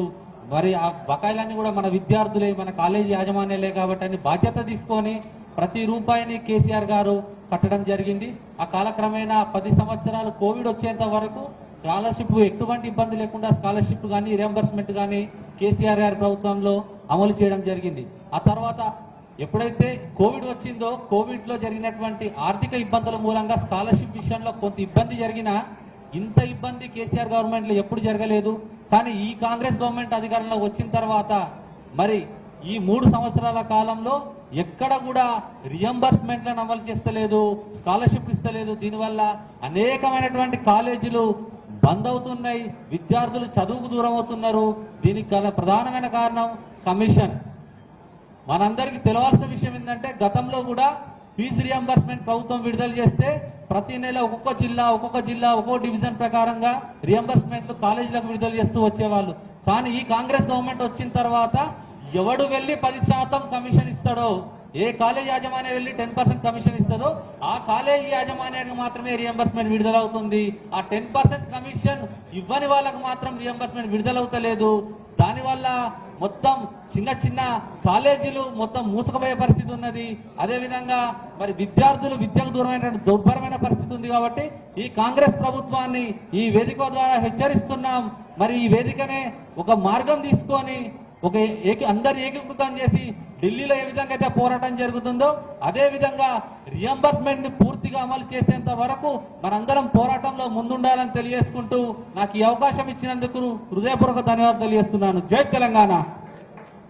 ధన్యవాదాలన్న. ఇప్పుడు తుడుందెబ్బ జిల్లా అధ్యక్షులు సనప కోటేశ్వరరావు గారు మాట్లాడతారు. హలో, అందరికీ నమస్కారం అండి. నా పేరు సనప కోటేశ్వరరావు. నేను ఆదివాసీ హక్కుల పోరాట సమితి తుడుందెబ్బ భద్రాద్రి కొత్తగూడెం జిల్లా అధ్యక్షులుగా పనిచేస్తా ఉన్నా. ఈరోజు ఈ కార్యక్రమం ఏర్పాటు చేసినందుకు రాకేష్ రెడ్డి అన్న గారికి ధన్యవాదాలు తెలియజేస్తా ఉన్నా. ఎందుకంటే ఇవాళ విద్యార్థులకు స్కాలర్షిప్ అందకపోవడం, వారి జీవితాలు, వారి విద్య కోల్పోయే ప్రమాదంలో పడింది. కాబట్టి ఒక ఉన్నతమైన చదివిన వ్యక్తిగా విద్యార్థి నుంచి వచ్చిన మనందరం కూడా విద్యార్థి దశ నుంచి వచ్చిన వాళ్ళమే కాబట్టి వారి భవిష్యత్తును ఆలోచించి ఈ యొక్క కార్యక్రమాన్ని ఏర్పాటు చేసినందుకు ధన్యవాదాలు తెలియజేస్తూ ఈ కార్యక్రమాన్ని రాష్ట్ర వ్యాప్త ఉద్యమంగా ముందుకు తీసుకుపోవాలని చెప్పేసి నా యొక్క కోరిక తెలియజేస్తా ఉన్నా.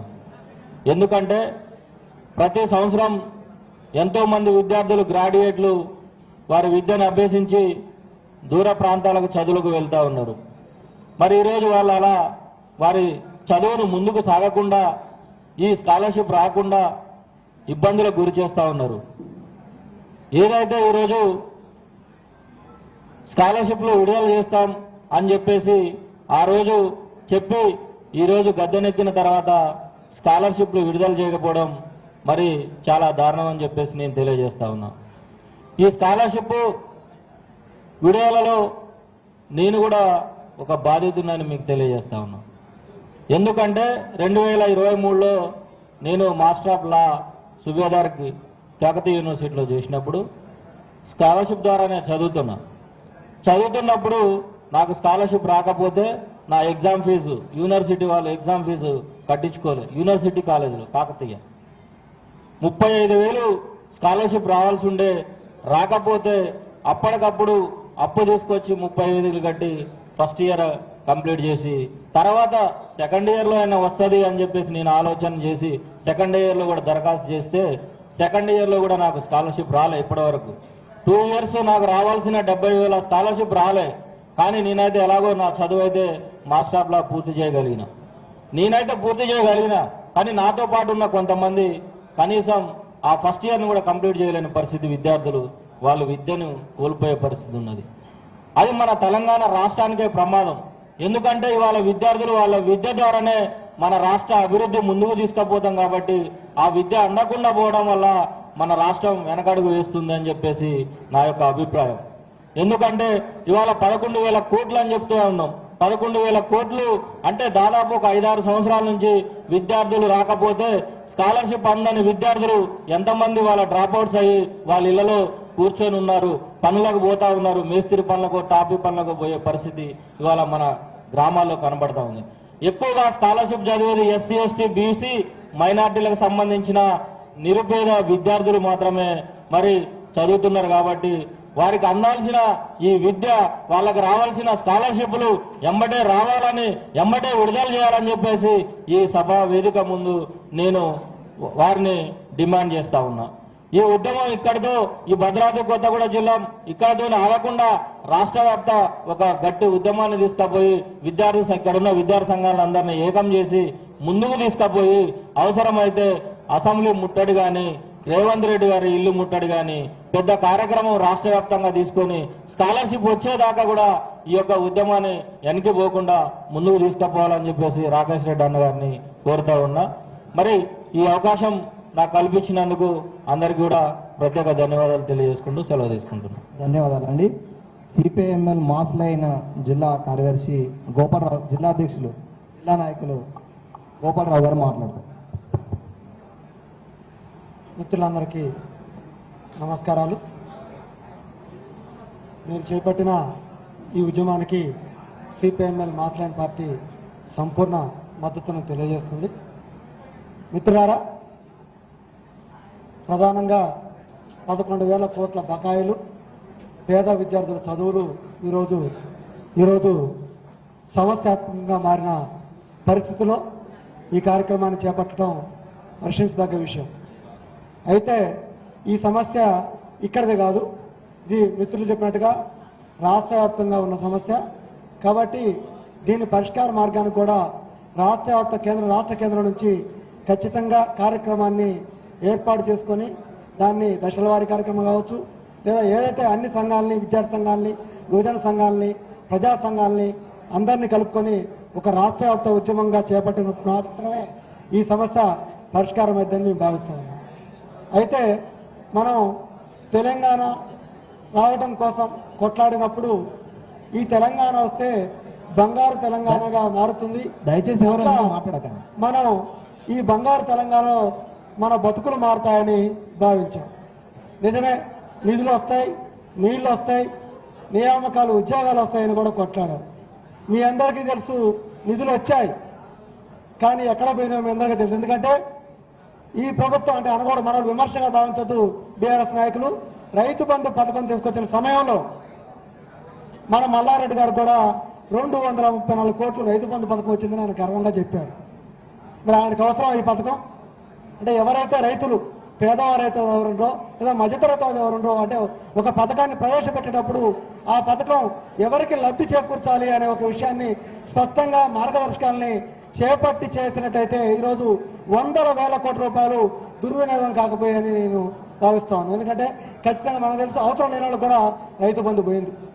అదేవిధంగా ఈరోజు మన రేవంత్ రెడ్డి గారు మన ఒక మాట ఉంది, చెల్లని రూపాయికి గీతలు ఎక్కువ, లేదా వాగ్దానం నెరవేర్చిన వాళ్ళకి మాటలు ఎక్కువ అన్నట్టుగా ఈరోజు 6 గ్యారంటీలు 13 అన్నట్టు 420 దాకా 420 చెప్పినట్టుగా చెప్పి ఈరోజు వాటిని అమలు చేసే పరిస్థితి లేదు.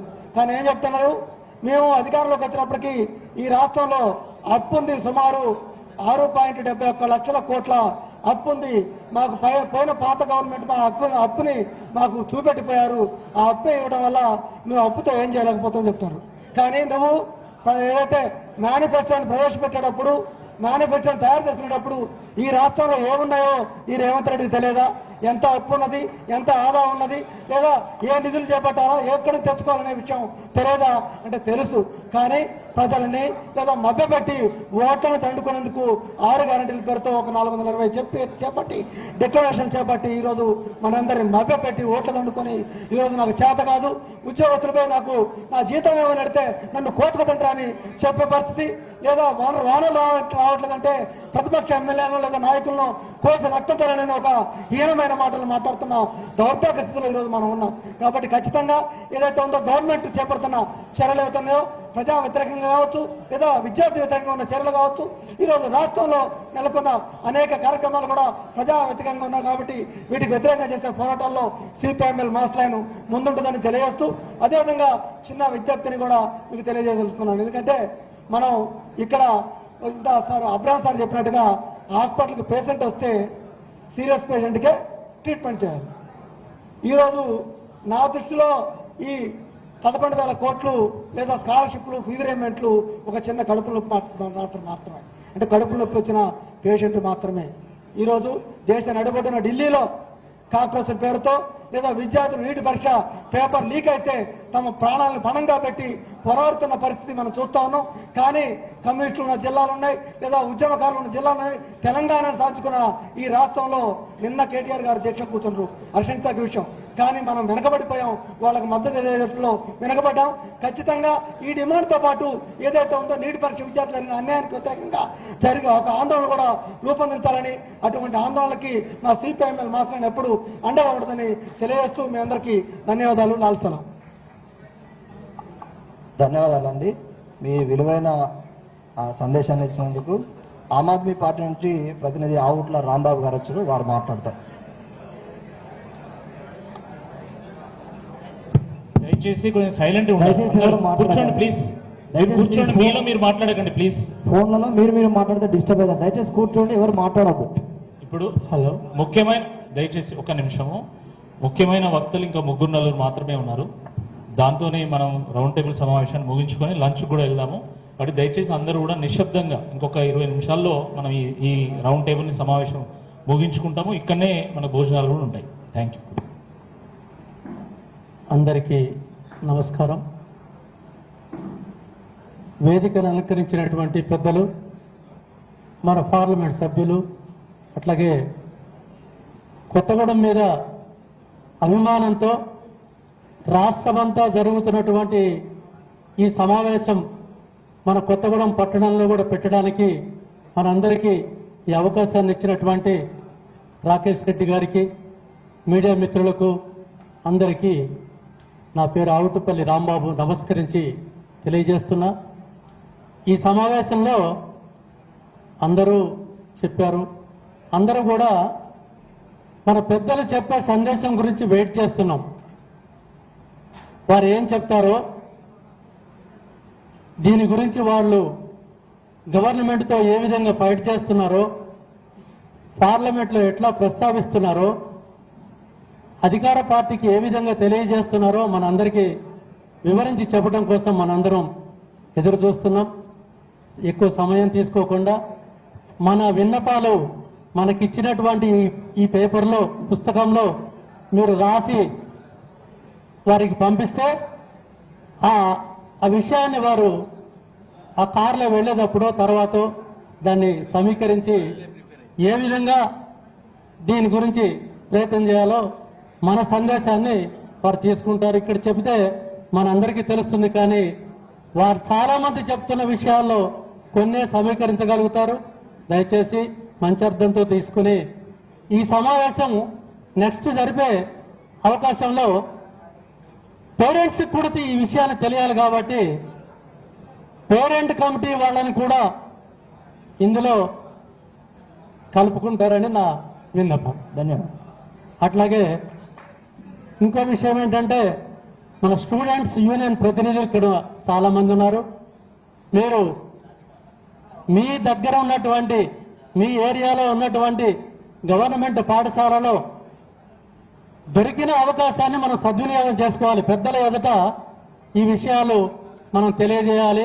ఇప్పుడు సమావేశం ఇది కాబట్టి మీ దగ్గరలో ఉన్నటువంటి గవర్నమెంట్ స్కూళ్ళలో, గవర్నమెంట్ కాలేజీల్లో మీరు సందర్శించి అక్కడ వారికి సరైన ఫెసిలిటీస్, అంటే ఈ బాత్రూమ్లు, లెట్రిన్లు, ఇట్లాంటివి స్టూడెంట్స్కి సమకూరుస్తున్నారా లేదా ఆ విషయాన్ని తీసుకుని మన శాసనసభ్యులు వారి శాసనసభ్యులు ప్రతినిధులు ఇక్కడ శ్రీనివాస్ గారు ఇట్లాంటి వాళ్ళు చాలా మంది ఉన్నారు, వారికి మీరు తెలియజేస్తే వాళ్ళు దాన్ని పరిష్కరించడానికి ప్రయత్నం చేస్తారు. వాళ్ళ దాకా ఈ విషయాలు వెళ్ళాలి. కాబట్టి సమయం ఎక్కువ తీసుకోకుండా కొత్తగూడెం పట్ల ఈ అభిమానాన్ని చూపించినటువంటి మన ఎంపీ గారికి, రాకేష్ రెడ్డి గారికి వందనాలు. Thank you. ధన్యవాదాలండి. ASJ minority general secretary Hussain Khan గారు 1 నిమిషం మాట్లాడతారు సమయభావం వల్ల, దయచేసి. Good afternoon, sir. My name is Mohammad Hussain Khan from ASG General Secretary from Bhadradi, Kottagudem district. Respected to MP Varduraj garu, next Rakesh Reddy garu, వేదిక అలంకరించిన పెద్దలందరికీ నమస్కరించి చెప్పాను ఏమనగా, ఈరోజు మనం జస్ట్ తెలంగాణ సాధించాం కానీ ఆఫ్టర్ 10 years తర్వాత పిల్లలది స్కాలర్షిప్స్ కానీ ప్రిమెట్రిక్ అంటే 1 to 10th ఎప్పుడైతే 2014 to 2022 వరకు ఉన్నాయో ప్రిమెట్రిక్ స్కాలర్షిప్స్ అంటే 1 to 10th క్లాస్ వరకు అందరికి వచ్చినాయి. ప్రిమెట్రిక్ మైనారిటీస్, ఎస్సీ, ఎస్టీ, బీసీ అందరికీ. నెక్స్ట్ పోస్ట్ మెట్రిక్ వచ్చాక ఇంటర్ టు బీటెక్, ఎంబీబీఎస్ వరకు అవి కూడా పెండింగ్ ఉన్నాయి టోటల్ స్కాలర్షిప్స్. ఈ రోజు వరకు కంప్లీట్ అయిన ఇంటర్మీడియట్ స్టూడెంట్స్ కానీ బీటెక్ కానీ వాళ్ళు నెక్స్ట్ ఎంటెక్కి వెళ్తే వాళ్ళకి ఫీజు రియంబర్స్మెంట్ రిలీజ్ కాకపోతే వాళ్ళు వేరే అడ్మిషన్ కోసం వెళ్తే వాళ్ళకి సర్టిఫికేట్స్ ఇవ్వట్లేరు. కాలేజ్కి వెళ్తే వాళ్ళు హెరాస్మెంట్ చేస్తారు. ఏంటంటే మీ ఫీజు రియంబర్స్మెంట్ రిలీజ్ కాలే, మీకు సీట్ అలాట్మెంట్ కాలే అంటే ఒక పేరెంట్ వెళ్ళి 70,000 పర్ డే గెటిన్ చేయాలంటే ఇట్స్ ఇంపాసిబుల్. గవర్నమెంట్ కేసీఆర్ గారు, వైఎస్ రాజశేఖర రెడ్డి గారు ఎప్పుడైతే సర్వీస్ లాంచ్ చేసిండ్రో 108 ఈ ఫీజు రియంబర్స్మెంట్ స్కాలర్షిప్స్ అన్ని అవి కంటిన్యూగా మన గౌరవ నేత చంద్రశేఖర్ కేసీఆర్ గారు కంటిన్యూ చేసిండ్రు. అట్లానే ఈ గవర్నమెంట్ కూడా చేయాలని మాది వినపం. కానీ ఇక్కడ ఎటువంటి సదుపాయాలు మైనార్టీస్ కానీ ఎస్సీ, ఎస్టీ, బీసీ ఏదైనా కానీ అన్ని పెండింగ్స్ ఉన్నాయి. Even though we goes to minority religions కానీ ఇమామ్స్, మౌజమ్స్ also pendings. Even though scholarships, Shaadi Mubarak files, related government schemes ఏవైనా కూడా మైనార్టీస్కి కేవలం పరిమితం ఓన్లీ వెబ్సైట్కే అంకితం అయిపోయినాయి, ఏవి కూడా రిలీజ్ కాలే. Even though SC, ST, minorities ఏ స్కాలర్షిప్స్ అయినా, రైతు బంధు అవన్నీ రిలీజ్ అయినాయి. కానీ ఎప్పుడైతే 2022 కాంగ్రెస్ గవర్నమెంట్ వచ్చిందో మైనార్టీస్కి ఎలాంటి లోన్స్ కూడా ఇంతవరకు రిలీజ్ కాలే, జస్ట్ ఓన్లీ వెబ్సైట్కే అంకితం అయిపోయినాయి. అవి ఎటువంటి సదుపాయం యూజ్ చేయట్లే. మిషన్స్ అన్నారు, అవి కూడా ఆ గవర్నమెంట్ రిలీజ్ అయినాయి, ఇంతవరకు రిలీజ్ కాలే. మా విన్నపం ఏంటంటే నెక్స్ట్ కంటిన్యూ చేస్తా, మన సార్ గారే రావాలని విన్నపం చేస్తూ అన్ని కంటిన్యూ చేస్తూ ఈ స్కాలర్షిప్స్ కూడా రిలీజ్ చేయాలని మేము కోరుకుంటున్నాం. Thank you for giving these opportunities to all these dash members. ధన్యవాదాలండి. Private lecturers and teachers union నుంచి ప్రభాకర్ రెడ్డి గారు.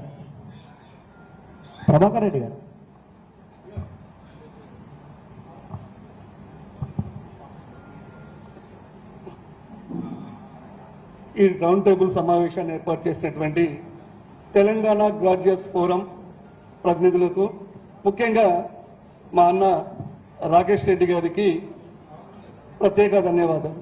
అదేవిధంగా ఈ సమస్యని ఇటు పార్లమెంట్లో కానీ రాష్ట్ర ప్రభుత్వం మీద కానీ ఒత్తిడి తీర్చే విధంగా ప్రయత్నం చేస్తూ ఈ సమస్యలు వినడానికి వచ్చినటువంటి మా భద్రాద్రి కొత్తగూడెం జిల్లా మీద, ముఖ్యంగా మా కొత్తగూడెం నియోజకవర్గం మీద అధికమైనటువంటి ప్రేమను చూపిస్తున్నటువంటి BRS party parliament floor leader Vadraja Ravichandra గారికి ముఖ్యమైనటువంటి ధన్యవాదాలు. సో ఇక్కడ ఉన్నటువంటి కుల సంఘాలకి, విద్యార్థి నాయకులకి, అదేవిధంగా అన్ని రకాల విద్యార్థి సంఘాల ప్రతినిధులకి, కుల సంఘాల ప్రతినిధులకి నా ప్రత్యేకమైనటువంటి ధన్యవాదాలు. నేను ముఖ్యంగా ప్రైవేట్ ఉపాధ్యాయుల అధ్యాపకుల సంఘం నుంచి మాట్లాడుతూ ఉన్నాను. నా పేరు ప్రభాకర్ రెడ్డి అండి. సో ముఖ్యంగా ఈ రౌండ్ టేబుల్ సమావేశం అనేది ఫీజు రియంబర్స్మెంట్ బకాయిలు ప్రభుత్వం చెల్లించడం లేదు, ఆ బకాయిలు ప్రభుత్వము చెల్లించవలసినటువంటి బాధ్యత ప్రభుత్వం మీద ఉంది. సో మనమందరం ఇప్పటిదాకా చెప్పుకున్నటువంటి విషయం ఏంటి అంటే, గత 4 సంవత్సరాలుగా ప్రభుత్వం విద్యార్థులకు చెల్లించవలసినటువంటి బకాయి 11,000 కోట్ల రూపాయలు. ఆ 11,000 కోట్ల రూపాయలను కేవలం ఒక భిక్ష వేస్తున్నట్టుగా విడతల వారీగా 100, 200, 300 కోట్ల రూపాయలను మాత్రమే విడుదల చేస్తూ ఇక్కడ ప్రభుత్వం మీనమేషలను లెక్కిస్తా ఉంది. సో ఇక్కడ ఇలా విడుదల చేయడం, ఇలా బకాయిలు ఉండడం వల్ల ఇప్పటిదాకా కేవలం విద్యార్థుల యొక్క భవిష్యత్ దెబ్బతింటా ఉంది. భావి భారత పౌరుల్ని ఇక్కడ అణిచివేస్తా ఉన్నారు. అదేవిధంగా ప్రైవేటు విద్యా సంస్థలు ఏవైతే ఉన్నాయో అవి ఆర్థికంగా దెబ్బతింటా ఉన్నాయనేటువంటి విషయాన్ని మనం ప్రస్తావించడం జరుగుతూ ఉంది.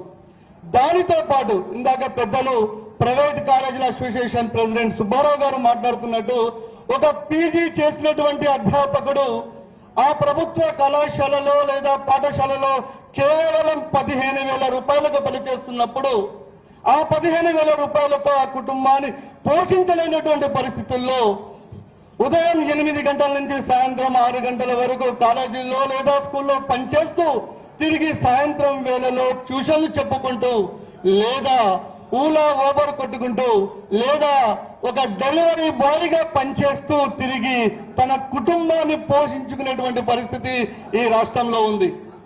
ఎందుకంటే నేను దానికి example MA economics, MCom, MBA and BEd చేసి ఒక ప్రైవేట్ అధ్యాపకుడిగా ఈ రాష్ట్రంలో పనిచేస్తున్నటువంటి ఒక నిరుద్యోగిగా ఈ రోజే ఈ వేదిక మీద నేను మాట్లాడవలసినటువంటి పరిస్థితి ఏర్పడతా ఉంది. 15,000 రూపాయలకి పనిచేస్తూ ఒక ప్రైవేట్ అధ్యాపకుడి యొక్క కుటుంబాన్ని వెళ్ళ తీసుకోలేని దుర్భరమైనటువంటి పరిస్థితికి ఎవరు కారణం? ప్రైవేటు విద్యా సంస్థలు అందామా?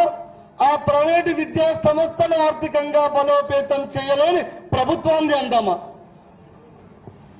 ఖచ్చితంగా ప్రభుత్వాలు కనుక విద్యా రంగానికి కేటాయించవలసినటువంటి బడ్జెట్ ని కేటాయించాల్సినటువంటి ఆర్థిక వనరుల్ని కనుక సమకూర్చినట్లయితే ఏ విధంగా అయితే విద్యార్థుల యొక్క భవిష్యత్తు బంగారు బాట వేయబడుతుందో అదే విధంగా ఆర్థికంగా చితికిపోయినటువంటి బడ్జెట్ కళాశాలలు తిరిగి నిలదొక్కునేటువంటి అవకాశం ఏర్పడతా ఉంది. తిరిగి అక్కడ పనిచేసేటువంటి ప్రైవేట్ అధ్యాపకుల యొక్క జీవితాలు కూడా మెరుగుపడడానికి అవకాశం ఉంది. కాబట్టి మీరందరూ ఈ విజ్ఞప్తి చేసినట్టుగా ప్రభుత్వాలు అనేవి విద్యా రంగాన్ని ఎప్పుడైతే ప్రయారిటీలో పెడుతుందో మనము ప్రజల యొక్క ప్రాథమిక హక్కుగా విద్యా వైద్యం చెప్తాం. అటువంటి విద్యను ఇక్కడ ప్రభుత్వాలు అణచివేసేటువంటి విద్యా రంగాన్ని ఇక్కడ వెంటిలేటర్ పైన ఉండేటువంటి పరిస్థితి మన రాష్ట్రంలో ఉంది. ఆ వెంటిలేటర్ మీద ఉన్నటువంటి పరిస్థితి నుండి తిరిగి ప్రజలకు ఆక్సిజన్ అందించేటువంటి స్థాయికి ఇక్కడ విద్యారంగం రావాలి అంటే ఖచ్చితంగా ప్రభుత్వాలు విద్యారంగం మీద ఖర్చు చేస్తున్నటువంటి బడ్జెట్ అనేది ఖచ్చితంగా పెంచవలసినటువంటి అవకాశం ఉంది. ఈ అవకాశం ఇచ్చినటువంటి పెద్దలకి ఇక్కడ ఉన్నటువంటి పుర ప్రముఖులందరికీ కూడా ధన్యవాదాలు తెలియజేసుకుంటూ సెలవు తీసుకుంటా ఉన్నాను. Thank you. ధన్యవాదాలండి. సమయభావంలో మిత్రుడు మహాసేన జిల్లా అధ్యక్షుడు నవనీత్ గారు 1 నిమిషం మాట్లాడు దయచేసి. అందరికీ ముందుగా జోబేంలో మేము గతంలో అధిరథ మహారాజులందరికీ వేదిక మీద ఉన్న వదిరాజు రవిచంద్ర సార్కి ఈ కార్యక్రమం జరిపే మా యొక్క అధ్యక్షులకు అదేవిధంగా వేదిక మీద ఉన్న అధిరథ మహాలందరికీ పేరు పేరున జోబేంలో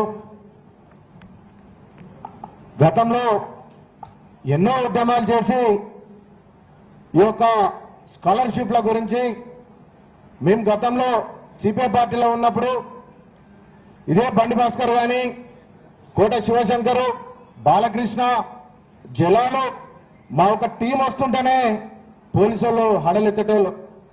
ఎందుకంటే అలాంటి మిలిటెంట్ ఉద్యమకారులం మేము. ఈ రోజున ఎవరికి భయపడేది కాదు. కేసులలో పోలీస్ స్టేషన్లలో గత చంద్రబాబు నాయుడు వచ్చినప్పుడు ముఖ్యమంత్రి ఉన్నప్పుడు సంతల మీటింగ్ లో కూడా చెప్పులు ఇచ్చిన చెత్త మా టీంకు ఉన్నది. అదే కాలేజు ఇప్పుడు ఆర్ట్స్ కాలేజ్ కానీ సైన్స్ కాలేజ్ కానీ ఈ రోజున బాగుపడ్డాయంటే అవి మా యొక్క టీం వల్ల ఏఎస్ఎఫ్ వల్ల అని చెప్పి కూడా నేను సభముఖ్యంగా తెలియజేస్తున్నా. అంతేకాదు ఇప్పుడున్న విద్యార్థులు ఎవరైతే ఉన్నారో రాస్తా రోగులు లేవు, కాలేజీ ముట్టలు లేవు, సీఎం ఆఫీసులు ముట్టలు లేవు, ఒక ఎమ్మెల్యే ముట్టడించడం లేదు, అదేవిధంగా ముఖ్యమంత్రి మంత్రులు వచ్చినా కూడా ముట్టడించే పరిస్థితి లేదు. ఎవరికి వాళ్ళు చదువుకొని కూర్చునే పరిస్థితి. ఫ్రెండ్లీ పోలీస్ అంటే ఒకసారి పట్టుకోగానే ఫోటో దిగి పేపర్ స్టేట్మెంట్ ఇచ్చి ఈ కార్యక్రమం ఇక్కడితో అయిపోయిందంటే స్కాలర్షిప్లు ఎక్కడి నుంచి వస్తాయి మిత్రమా అని చెప్పి నేను అడుగుతున్నా, బాధతో అడుగుతున్నా. ఇదే మేము మా టీంతోని ముఖ్యమంత్రులను అడ్డుకున్నాం, మంత్రులను అడ్డుకున్నాం, జిల్లా అధ్యక్షులు అందుకున్నాం. అధికార పార్టీలు ఎవరైతే ఉన్నారో మేము పోతామంటే వాళ్ళందరూ కూర్చోబడేది. ఆ రకంగా మీరు అందరు చేయాలా. మనం ఇక్కడ కూర్చొని మీటింగ్లు అన్ని పెట్టుకున్న లాభం లేదు. ఇదే రాకేష్ రెడ్డి గారి ఆధ్వర్యంలో, మా రవిచంద్ర సార్ ఆధ్వర్యంలో వాళ్ళు ఇచ్చే పిలుపుకి మా బీఆర్ఎస్ పార్టీ పూర్తి మద్దతు ఉంటుంది. మీరు అందరు సపోర్ట్ చేయండి. అందరు కలిసి కూర్చొని ఒక జేఏసీ ఏర్పాటు చేయండి. విద్యార్థి సంఘాల జేఏసీ వస్తుందంటేనే అక్కడ రేవంత్ రెడ్డి లాగులు తడవాలి. అంతేకాదు మీరు రానున్న రోజుల్లో కోట్ల రూపాయలు ఫుట్బాల్ కి పెట్టారు, అందగత్తల ఆ ప్రోగ్రాంలకు పెట్టారు. ఏం పేదలకు మీరు స్కాలర్షిప్ ఇవ్వలేరా అని చెప్పి నేను అడుగుతున్నా. మీరు విద్యార్థి సంఘాలు మొత్తం జేఏసీగా ఏర్పడండి. మేము అప్పుడు జేఏసీగా ఉన్నాం, ఏఎస్ఎఫ్ ఉన్నాం, ఏఐవైఎఫ్ ఉన్నాం, పీడిఎస్ మంజుల వాళ్ళు కూడా పాపం మాకు పూర్తి స్థాయి సపోర్ట్ ఉండే. మా యొక్క 10 విద్యార్థి సంఘాలు ఉండే.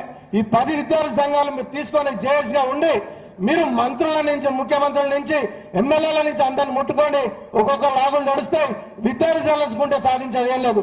చదువుతూ పోరాడు, చదువుకే పోరాడనే నిదానంతో ముందుకెళ్ళండి.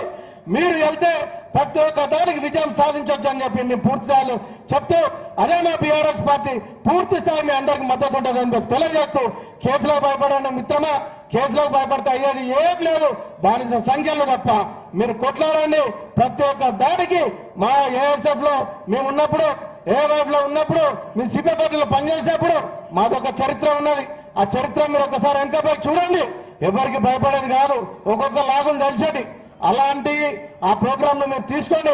మా బీఆర్ఎస్ పార్టీ మీకు మద్దతు ఉంటుందని చెప్పి కూడా తెలియజేస్తూ, ఈ అవకాశం ఇచ్చిన పెద్దలందరికీ పేరు పైన ధన్యవాదాలు తెలియజేస్తూ జై భీమ్.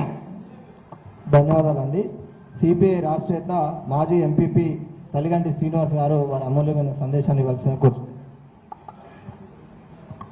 ఈరోజు తెలంగాణ గ్రాడ్యుయేట్ ఫోరం ఆధ్వర్యంలో మన భద్రాద్రి కొత్తగూడెం జిల్లా కమ్మసత్రంలో ఏర్పాటు చేసిన రౌండ్ టేబుల్ సమావేశానికి మన ముఖ్య అతిథిగా విచ్చేసిన మన బీఆర్ఎస్ రాజ్యసభ సభ్యులు ఫ్లోర్ లీడర్ గారైన రవిచంద్ర గారికి, అట్లాగే ఈ యొక్క ఎడ్యుకేషన్ సంబంధించిన అంశాల మీద చొరవ తీసుకొని దానికి సంబంధించిన రాకేష్ రెడ్డి గారికి, అట్లాగే వేదిక పైన మాజీ మన ఎమ్మెల్యే గారు తాటి వెంకటేశ్వర గారు, వారితో పాటుగా మన కొత్తడం మున్సిపల్ చైర్పర్సన్ కాపు సీత మహాలక్ష్మి గారికి, అట్లాగే మన మాజీ లైబ్రరీ చైర్మన్గా ఉన్న దిండిగల రాజేందర్ గారికి, మాజీ ఎంపీ గారు శాంతి గారికి, వేదికపై ఉన్న మన గోపాలరావు గారికి, ML party master and Gopalarao గారికి, అట్లాగే జనసేన, అట్లాగే ఆమ్ ఆద్మీ పార్టీ ప్రజాసంఘ నాయకులు, విద్యార్థి నాయకులు, మేధావులు, టీచర్స్, ఇక్కడ విచ్చేసిన అందరికీ పేరు పేరు అందరికీ ముందుగా నమస్కారం తెలియజేస్తున్నాం.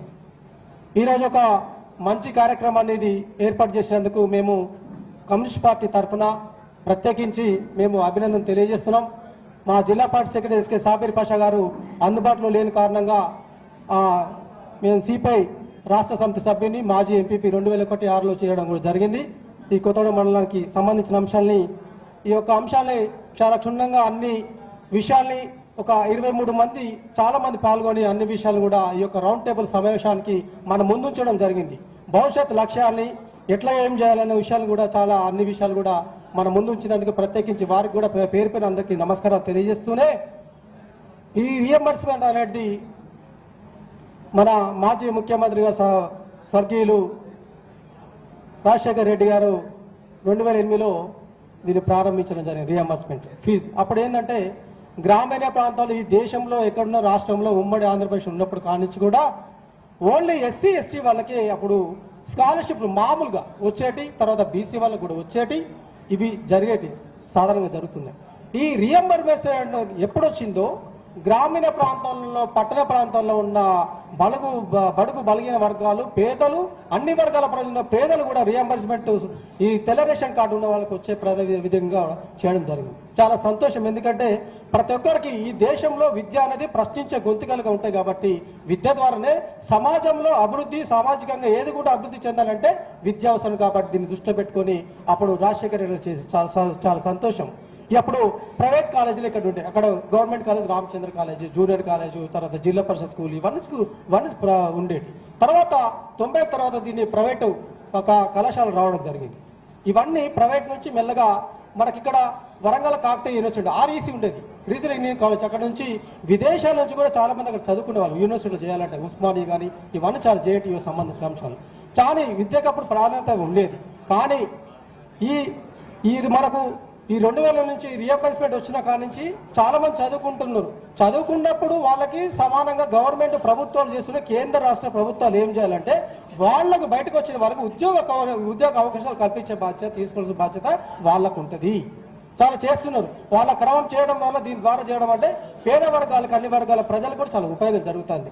దీన్నే క్రమంలో ఈ యొక్క కాంగ్రెస్ గవర్నమెంట్ పోతూ దాంట్లో ఆయన చనిపోతూ రోషయ్య గారు, తర్వాత కిరణ్ కుమార్ రెడ్డి గారు, తర్వాత కేసీఆర్ తెలంగాణ ఉద్యమంలో కూడా కమ్యూనిస్ట్ పార్టీ ఆధ్వర్యంలో మేము సిపిఐ మా ఎమ్మెల్యే గారు సాంబశివరావు గారి నాయకత్వం కూడా ఈ యొక్క ఇప్పుడు ఇదే చాలా మంది ఇక్కడ మా పార్టీ నుంచి చాలా మంది అటు వెళ్ళినప్పుడు కూడా మేము అందరం కూడా తెలంగాణ ఉద్యమానికి పార్టిసిపేట్ చేసేసి మేము నిరాదీక్షలు చేసి పాదయాత్రలు చేసి కూడా దీన్ని తెలంగాణకు మన తెలంగాణ ఏర్పడాలని మొట్టమొదటిసారిగా మా నారాయణ గారు మా పార్టీ జాతీయ పార్టీ కూడా తెలంగాణ సమర్థిస్తూనే మాకు తీర్మానం చేయడం జరిగింది. దాంట్లో భాగంగా మనకు తెలంగాణ సిద్ధించిన క్రమంలో అన్ని వర్గాలు ఇప్పుడు ప్రతిపక్షాలు ఏదున్నా గవర్నమెంట్ పాలకులున్నా కూడా వాళ్ళకున్న కొన్ని సంబంధాల విషయాలు ఉంటాయి. అవి మేము దాని అంతరాలు ఇళ్లకు ఓట్లే వాదును కమ్యూనిస్ట్ పార్టీగా మేము ప్రశ్నిస్తూనే ఉంటాం. ఏ సమస్య కూడా ప్రతి సమస్య కూడా మేము ప్రశ్నించడమే మా పని కాబట్టి తప్పకుండా మేము ప్రశ్నిస్తాం. ఏది ఉండా కూలంకుషంగా ఎవరు చేసింది ఎవరు చేయలేని మేము చెప్పేదానికి చేస్తూనే ఉంటాం.